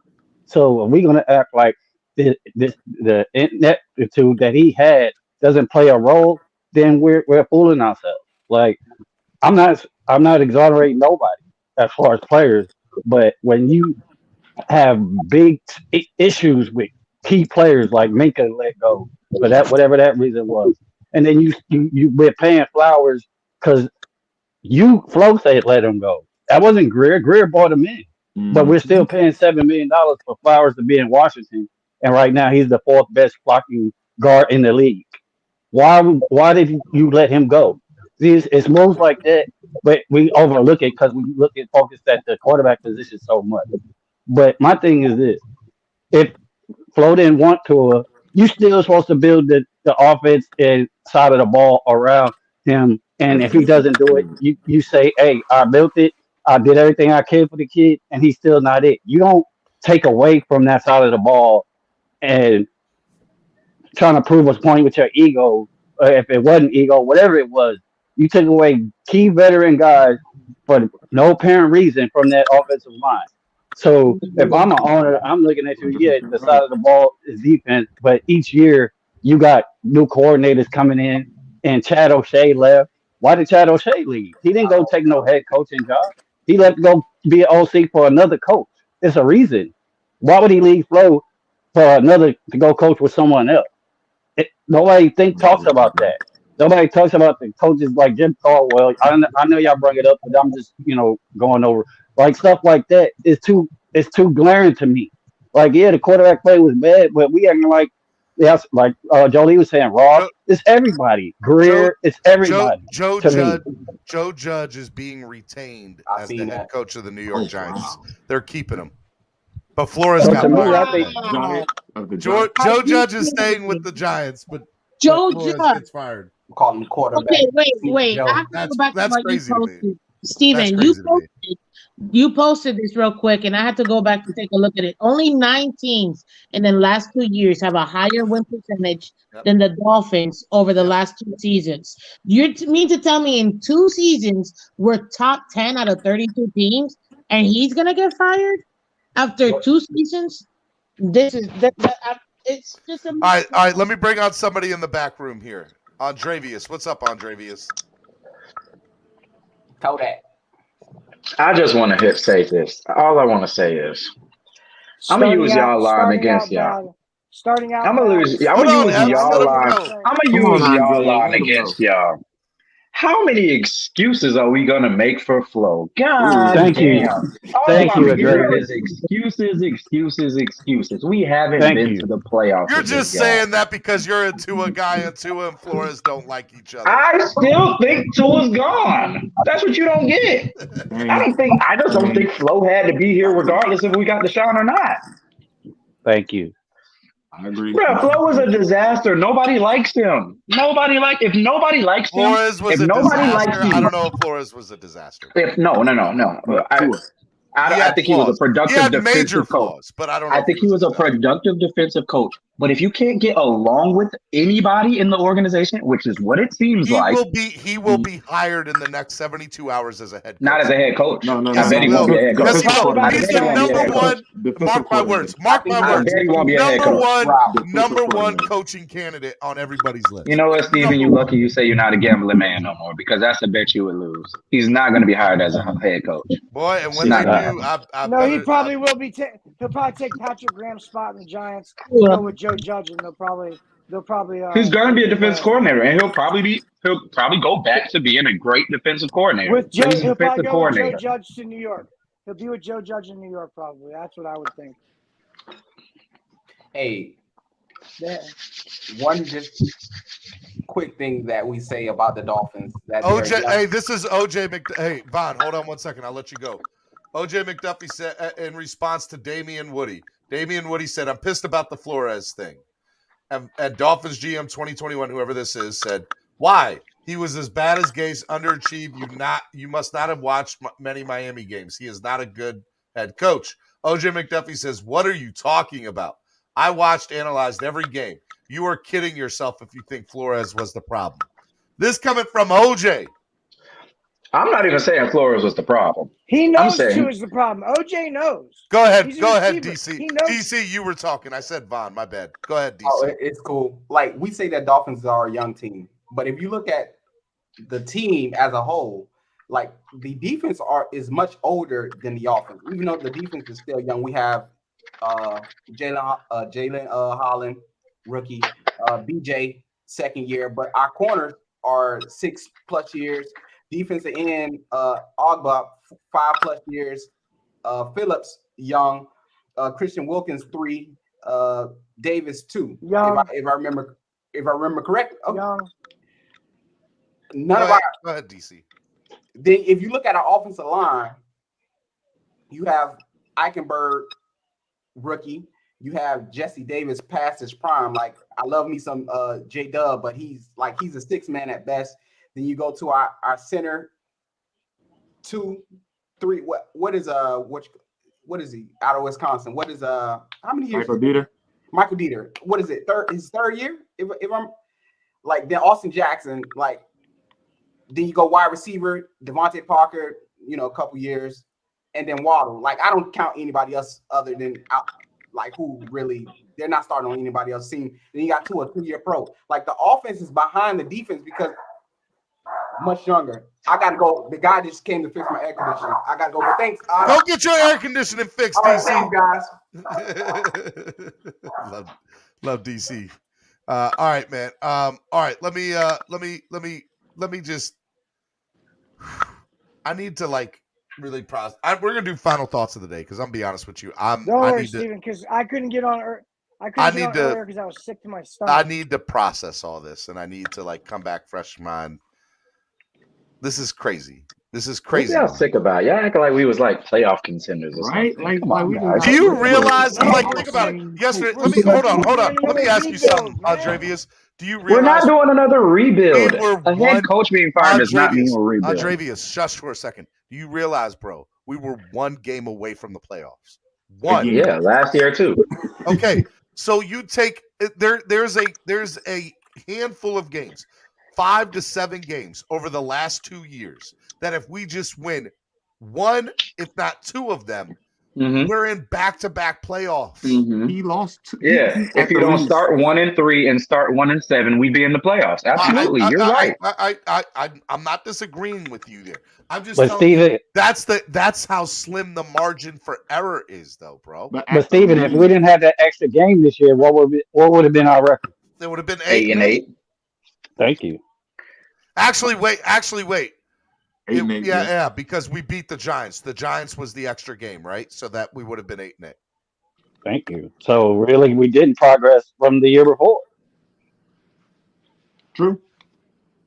So that's my point. Like we want to put it all on to it. Just because Like they added the game doesn't.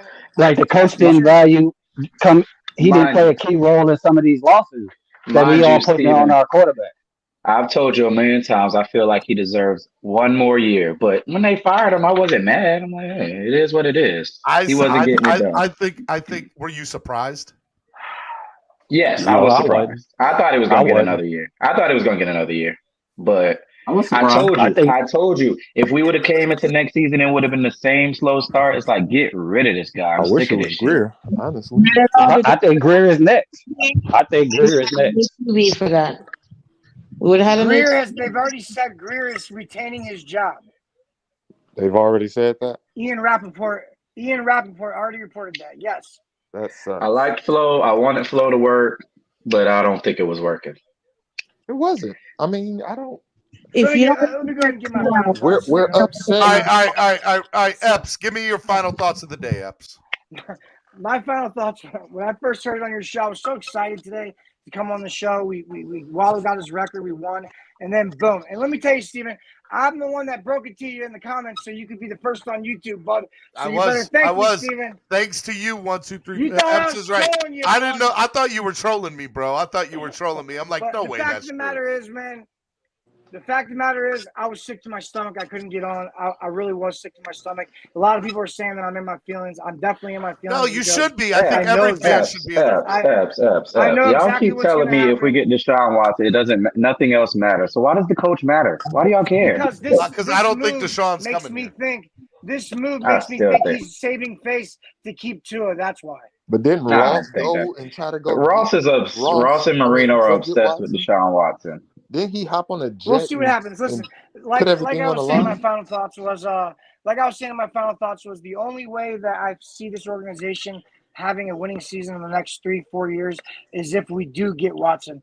There's a reason that I was thinking about this the other day. There's a reason that there's never been primarily right-handed quarterback throw lefty, because it's a scientific fact that your dominant hand performs better. Tua's father ruined him. He's weak. His left arm is weak, obviously. I don't know if his right arm's any good. But there's a reason you've never seen that in all the years of football, because it just doesn't work. Tua is limited, and if we continue with him, it's going to be a bad 5 years. But guess what? Buckle up. I'm a Dolphins fan till the coffin slams. And you know what it is? It is what it is. We'll just have to keep losing and keep being laughed at, man. It is what it is, man. You know, people who say it is what it is people who have accepted defeat. And that's basically what I'm accepting here. We It is haven't what it is, accepted man. defeat, Epps.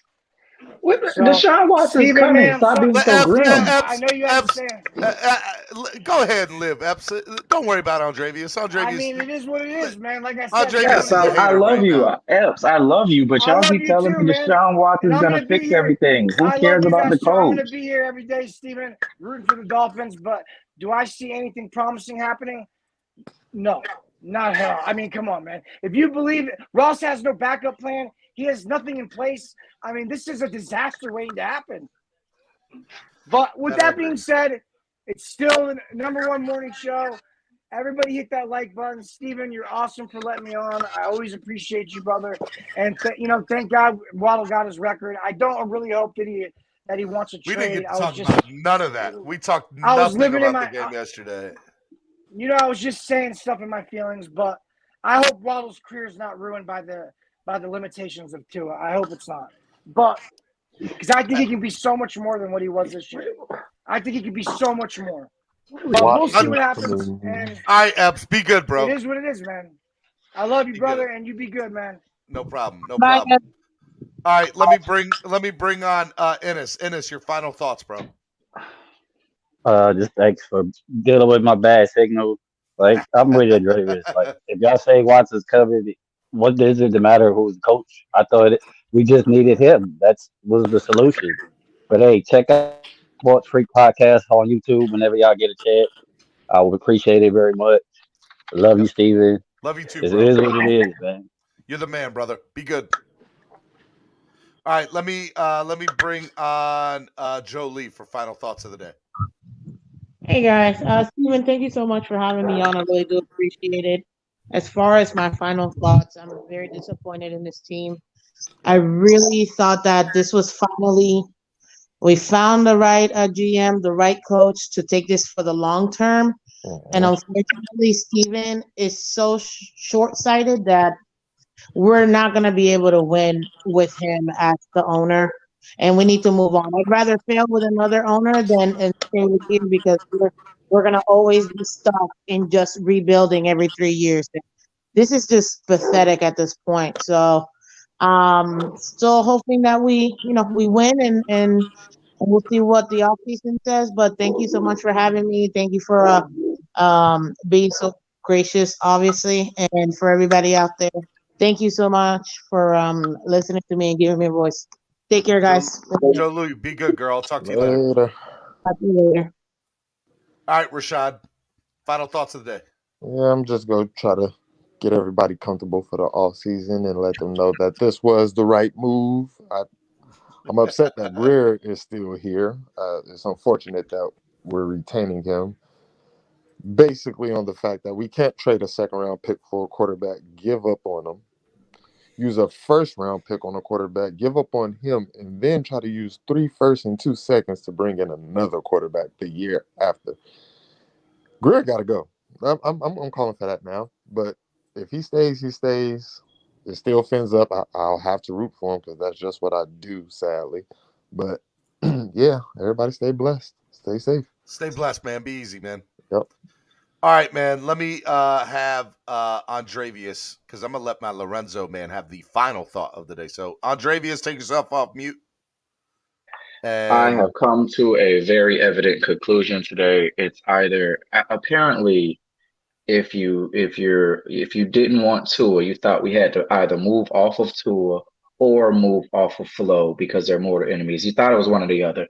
You know they can move off of both of them, right? And that's what like the guys who hate Tua, they're like, oh my God, we got rid of Flo. Oh my God, Tua's the problem.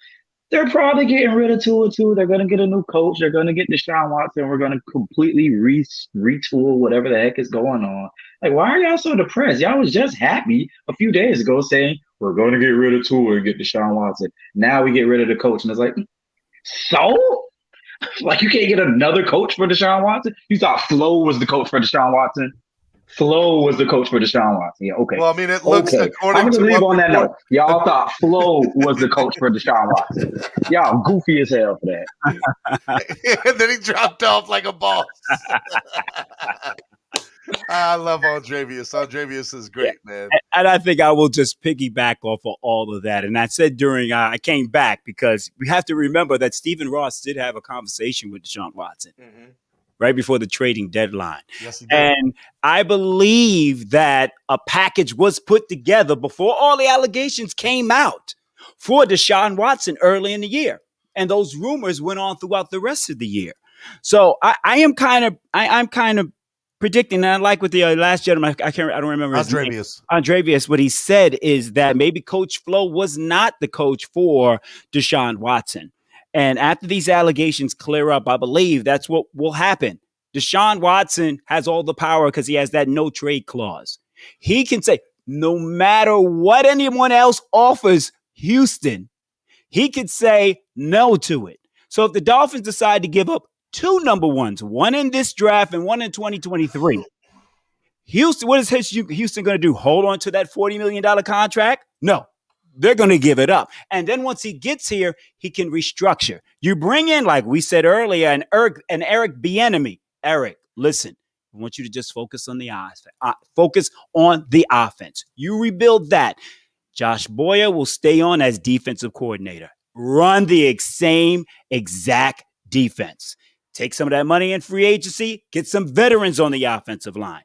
Draft a running back and get a bona fide number 1 receiver in free agency. And the team basically stays intact with Eric Bieniemy as the head coach, Josh Boyer as the defensive coordinator.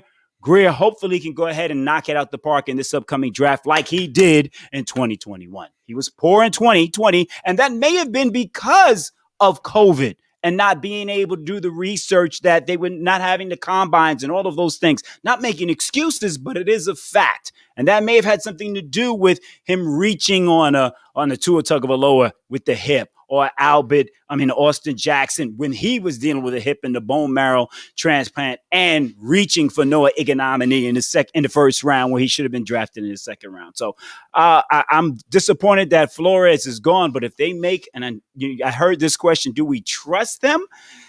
No, we do not. But I think right then and there, if that would happens, I think we'll all be happy. Yeah. Yeah, man, I totally agree. Agree, man.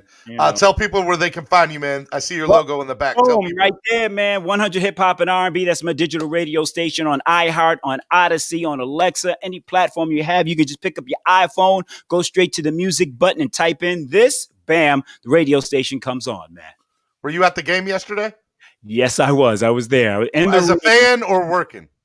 As a fan, because of COVID, they gave us some restrictions on the field this year's towards the end of the year. So the last couple of games I've been in the stand. So me and Papa Pump, of course, were having a good time. But I was really upset. I couldn't enjoy the game because why couldn't we have played like that against Tennessee the week prior? That's what hurt so much. I'm like, Listen, and then if the offense would have been able to put points on the board early, then you turn Ryan Tannehill into having to win the game if we got a lead on Tennessee. And it was just unfortunate that we didn't come out the same way, And as I mentioned earlier, the weather conditions can Tua play well. And can he? We don't know if he can play weather. Can he play well in cold weather? And he's going to have to do that next year when we have to go up to play New England or Buffalo or even New York. Baltimore.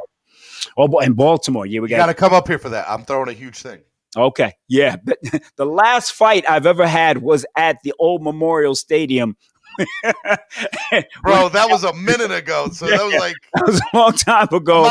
I'm not saying you're old or anything. I'm just saying that was a minute. Nah, I'm old. So, and it was at the ball. And I understand now as the season. Super Scotty, the DJ, said download the 100 Hip Hop and R&B app from your app store as well. Wow, he stayed along for. I left and came back, and Scotty's still on. What's up, my brother? That's and check out Scotty. He's on right now with the Midday Madness mix on 100 Hip Hop and R&B FM. See, I like it. Like a DJ just then. You did, man. Thank you for having me on, Steven. I love you, brother. You're the man, man. You're a part of this, man. We needed this. Thank you for having this today. Hey, no problem, man. I'll talk to you, bro. Be good. Peace out.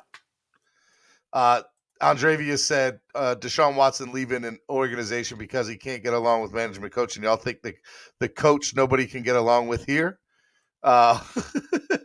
Scotty said, thanks, man. Great show. All right. Hey, look, this has been one heck of a morning. There's nothing more to say to it than I'm very surprised. Did not see this coming at all. My initial thought, again, these are all my initial thoughts. I was live when this news came out. Other people got a chance to get on, think for a second, and then get on to see how they feel. I was live. I have not had a chance to digest this. I have not had a chance to figure out, is this going to be good for us in the long run? Is this going to be bad? How's this going to affect us? How is this not? All of my thoughts are me thinking out loud. And my thoughts thinking out loud is this came way too, I want to say impulsive, right? Like I want to say that this move was very impulsive based on emotion. But there is a side of me that's also saying that this is something that's been in the works for a couple of weeks now. I don't think Stephen Ross made this decision last night. I think he knew he was going to fire him for a while now, right? It happened on Black Monday, I find it very interesting that Joe Judge retains his job as the head coach of the New York Giants and Brian Flores is fired. I'm sick. There's a side of me that's frustrated as a Dolphins fan. I'm sick and tired of 500 mediocre football. 7-9, 9-7, 8-8, 9-8. 5-11, 6-10. I'm over it, man. I am absolutely over it. I love this team till the day I die. I'll never leave this team. This team will, I bleed aqua and orange. That's never going to change. That's never going to change. But it's frustrating and quite honestly, it's draining emotionally. It's very draining emotionally as a fan. It's to go through this every 3 or 4 years. I don't know what the solution is. I think Stephen Ross's heart is in the right place. I just don't trust him to make the decision the correct way.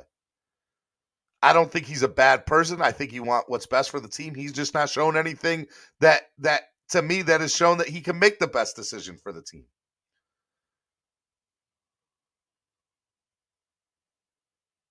I think, what's up, Brad? Miss you, brother. Love you, Brad. Brad Wimes, ladies and gentlemen. Go follow him on social media. Love Brad. Brad is absolutely amazing. My brother from another mother. I don't know what I got people calling me all morning. I don't know where the Dolphins go to now. There's a side of me that thinks you don't make this decision lightly without already having an idea of who you want to bring in to replace Flores. But if this decision was based on emotion, which I also think is the case, then I think you just wanted the man out the door, which I think Stephen Ross just couldn't take any more of Flores. Right?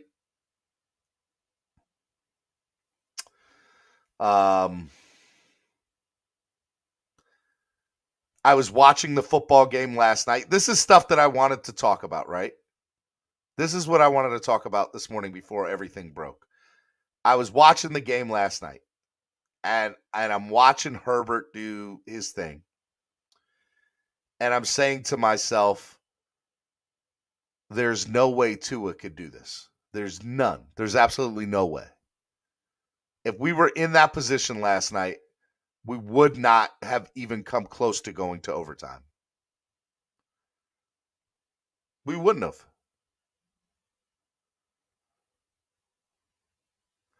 And so that made me think last night that, like, do we need to move forward with Tua? Is he the guy? Well, that conversation's almost a little bit, not all the way, but it's a little bit irrelevant now, right?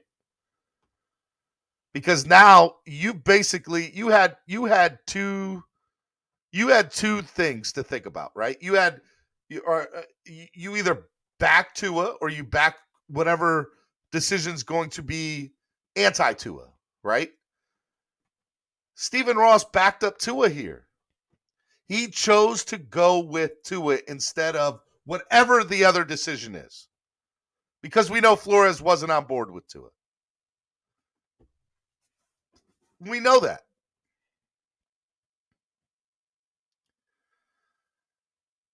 Flores, in my opinion, is going to go somewhere,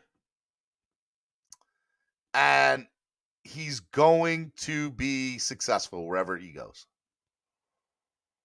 I truly believe that in my heart of hearts. Now, who am I? I'm nobody. That could be wrong, right?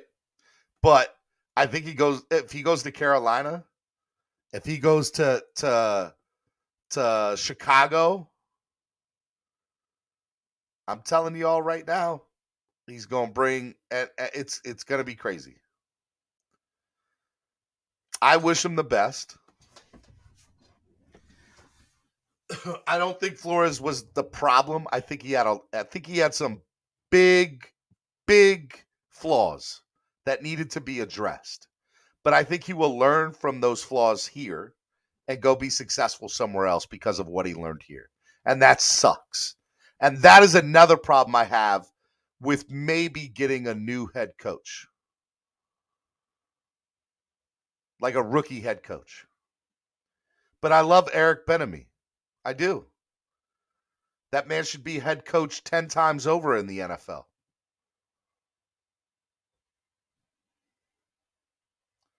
I love Pep Hamilton. I think Pep Hamilton should be a head coach in the NFL.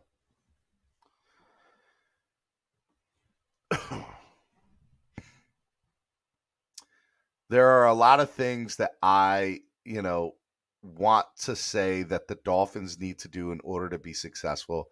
I just don't know what the next move is from this franchise and organization. I know that this fan base is depleted off of energy and just feeling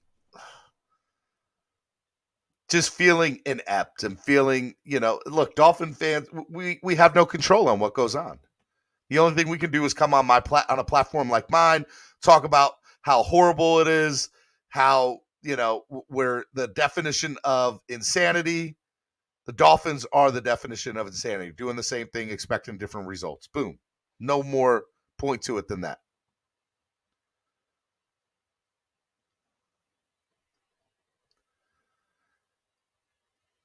I know that there's a lot of things that need to change in order for this franchise to get to where it needs to go.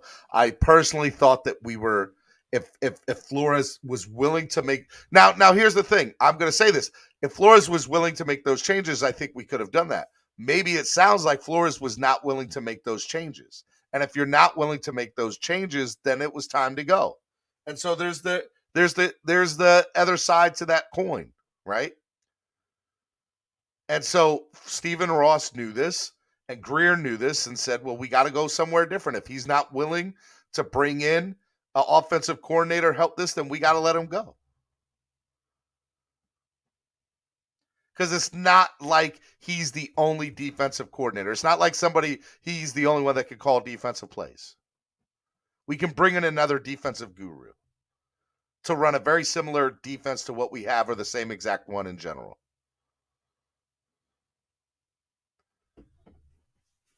And again, a name that I would love to see.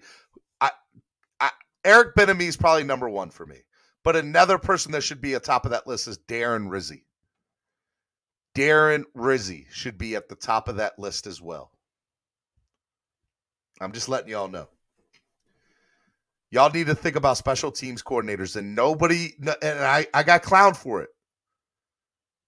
But think about special team coordinators.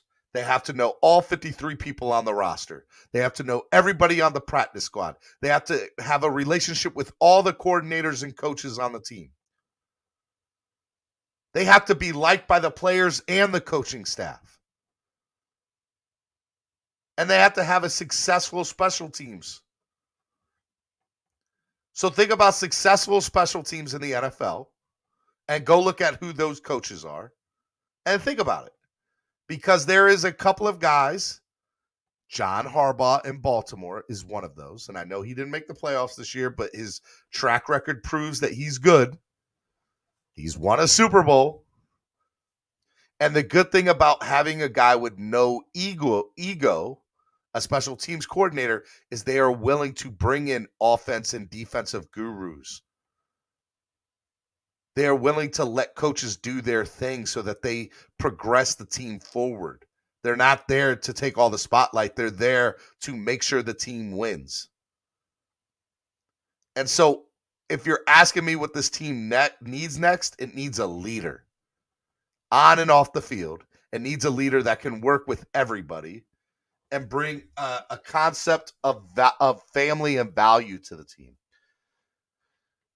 Because despite what the contrary is, it does not seem like everybody felt like family on this team. And I know that there are some players that are coming out in support of him on social media, and rightfully so. I'm just telling you.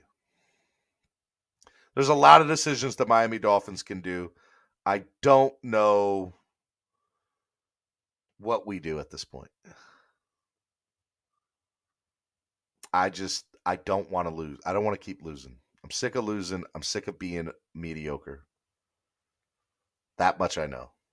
And I was really excited to talk about the game yesterday. I was excited to talk about Waddle. I was excited to talk about where we move forward as a franchise, and this kind of hit me like a gut punch. I just didn't see it coming. And what bothers me even more is if you go on Twitter right now and you look at the rest of the NFL and you look at people around the league, the Dolphins are the laughingstock right now. That pisses me off even more. I know we shouldn't care about what other people think, but man, I'm over it. Like the whole situation in Tampa. Like, if I was saying this earlier this week, man, I was like, I'm glad nobody's talking about the Dolphins off the field issues. We had them. They weren't being leaked to the media. Flores did a good job with that.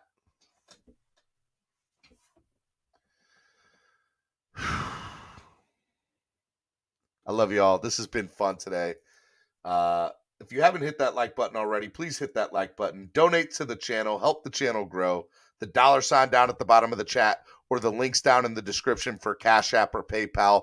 Always a great way to donate to the channel and help the channel grow. Sign up, become a member today. There's also a link to sign up to become a member. We got a lot of stuff in the works and on the horizon. And look, it sounds like we got a lot to talk about over the next couple of weeks. We got to, who knows how long it'll be till we find a new head coach. But even when we find him, I'm sure there's going to be a lot to talk about there. So the season might be over for us playing, but our season isn't over here on the Miami Sports Music Podcast Network. We are here each and every morning right here on the Miami Sports Music Podcast Network. This is Clock Blockers home of the #1 Miami fan morning show. I'm your host, Stephen D. I am super excited that I got a chance to hang out with y'all today on Victory Monday. Doesn't feel much like a victory because we fired our head coach, but, hey, look, such is how we are as a Dolphins franchise and organizations and as fans for the last 30 years. We're going to get there. It's a matter of when. And we're going to do it together, and we're going to bleed aqua and orange. We're going to be rooting for this team come week 1. We're going to be ready for like we're in it. And I promise you all, look at me. I promise you all on everything, no matter what happens, no matter how hard it gets, understand that we're a family. We are a family. PHAMILY. And as long as we stick together as a family, it doesn't matter how bad this team is or how mediocre this team is, because the fans always win when we party together and hang out and talk amongst each other and just be there with each other. All day. Spread kindness, positivity, and love. That is what we are about.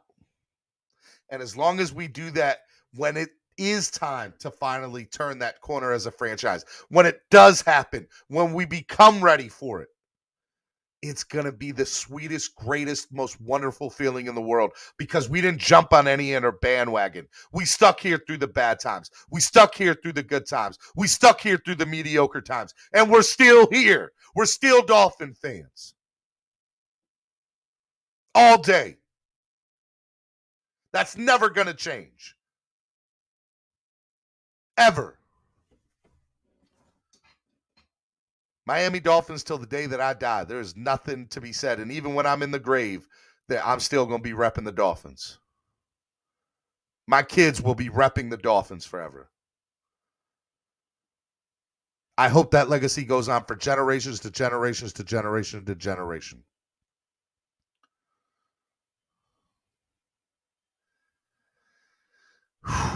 Okay. I got a little emotional there. I love y'all. Y'all are the best fans in the world. You know what? I'm going to do it one more time because I just think y'all need to hear it. That there is love. That there is love.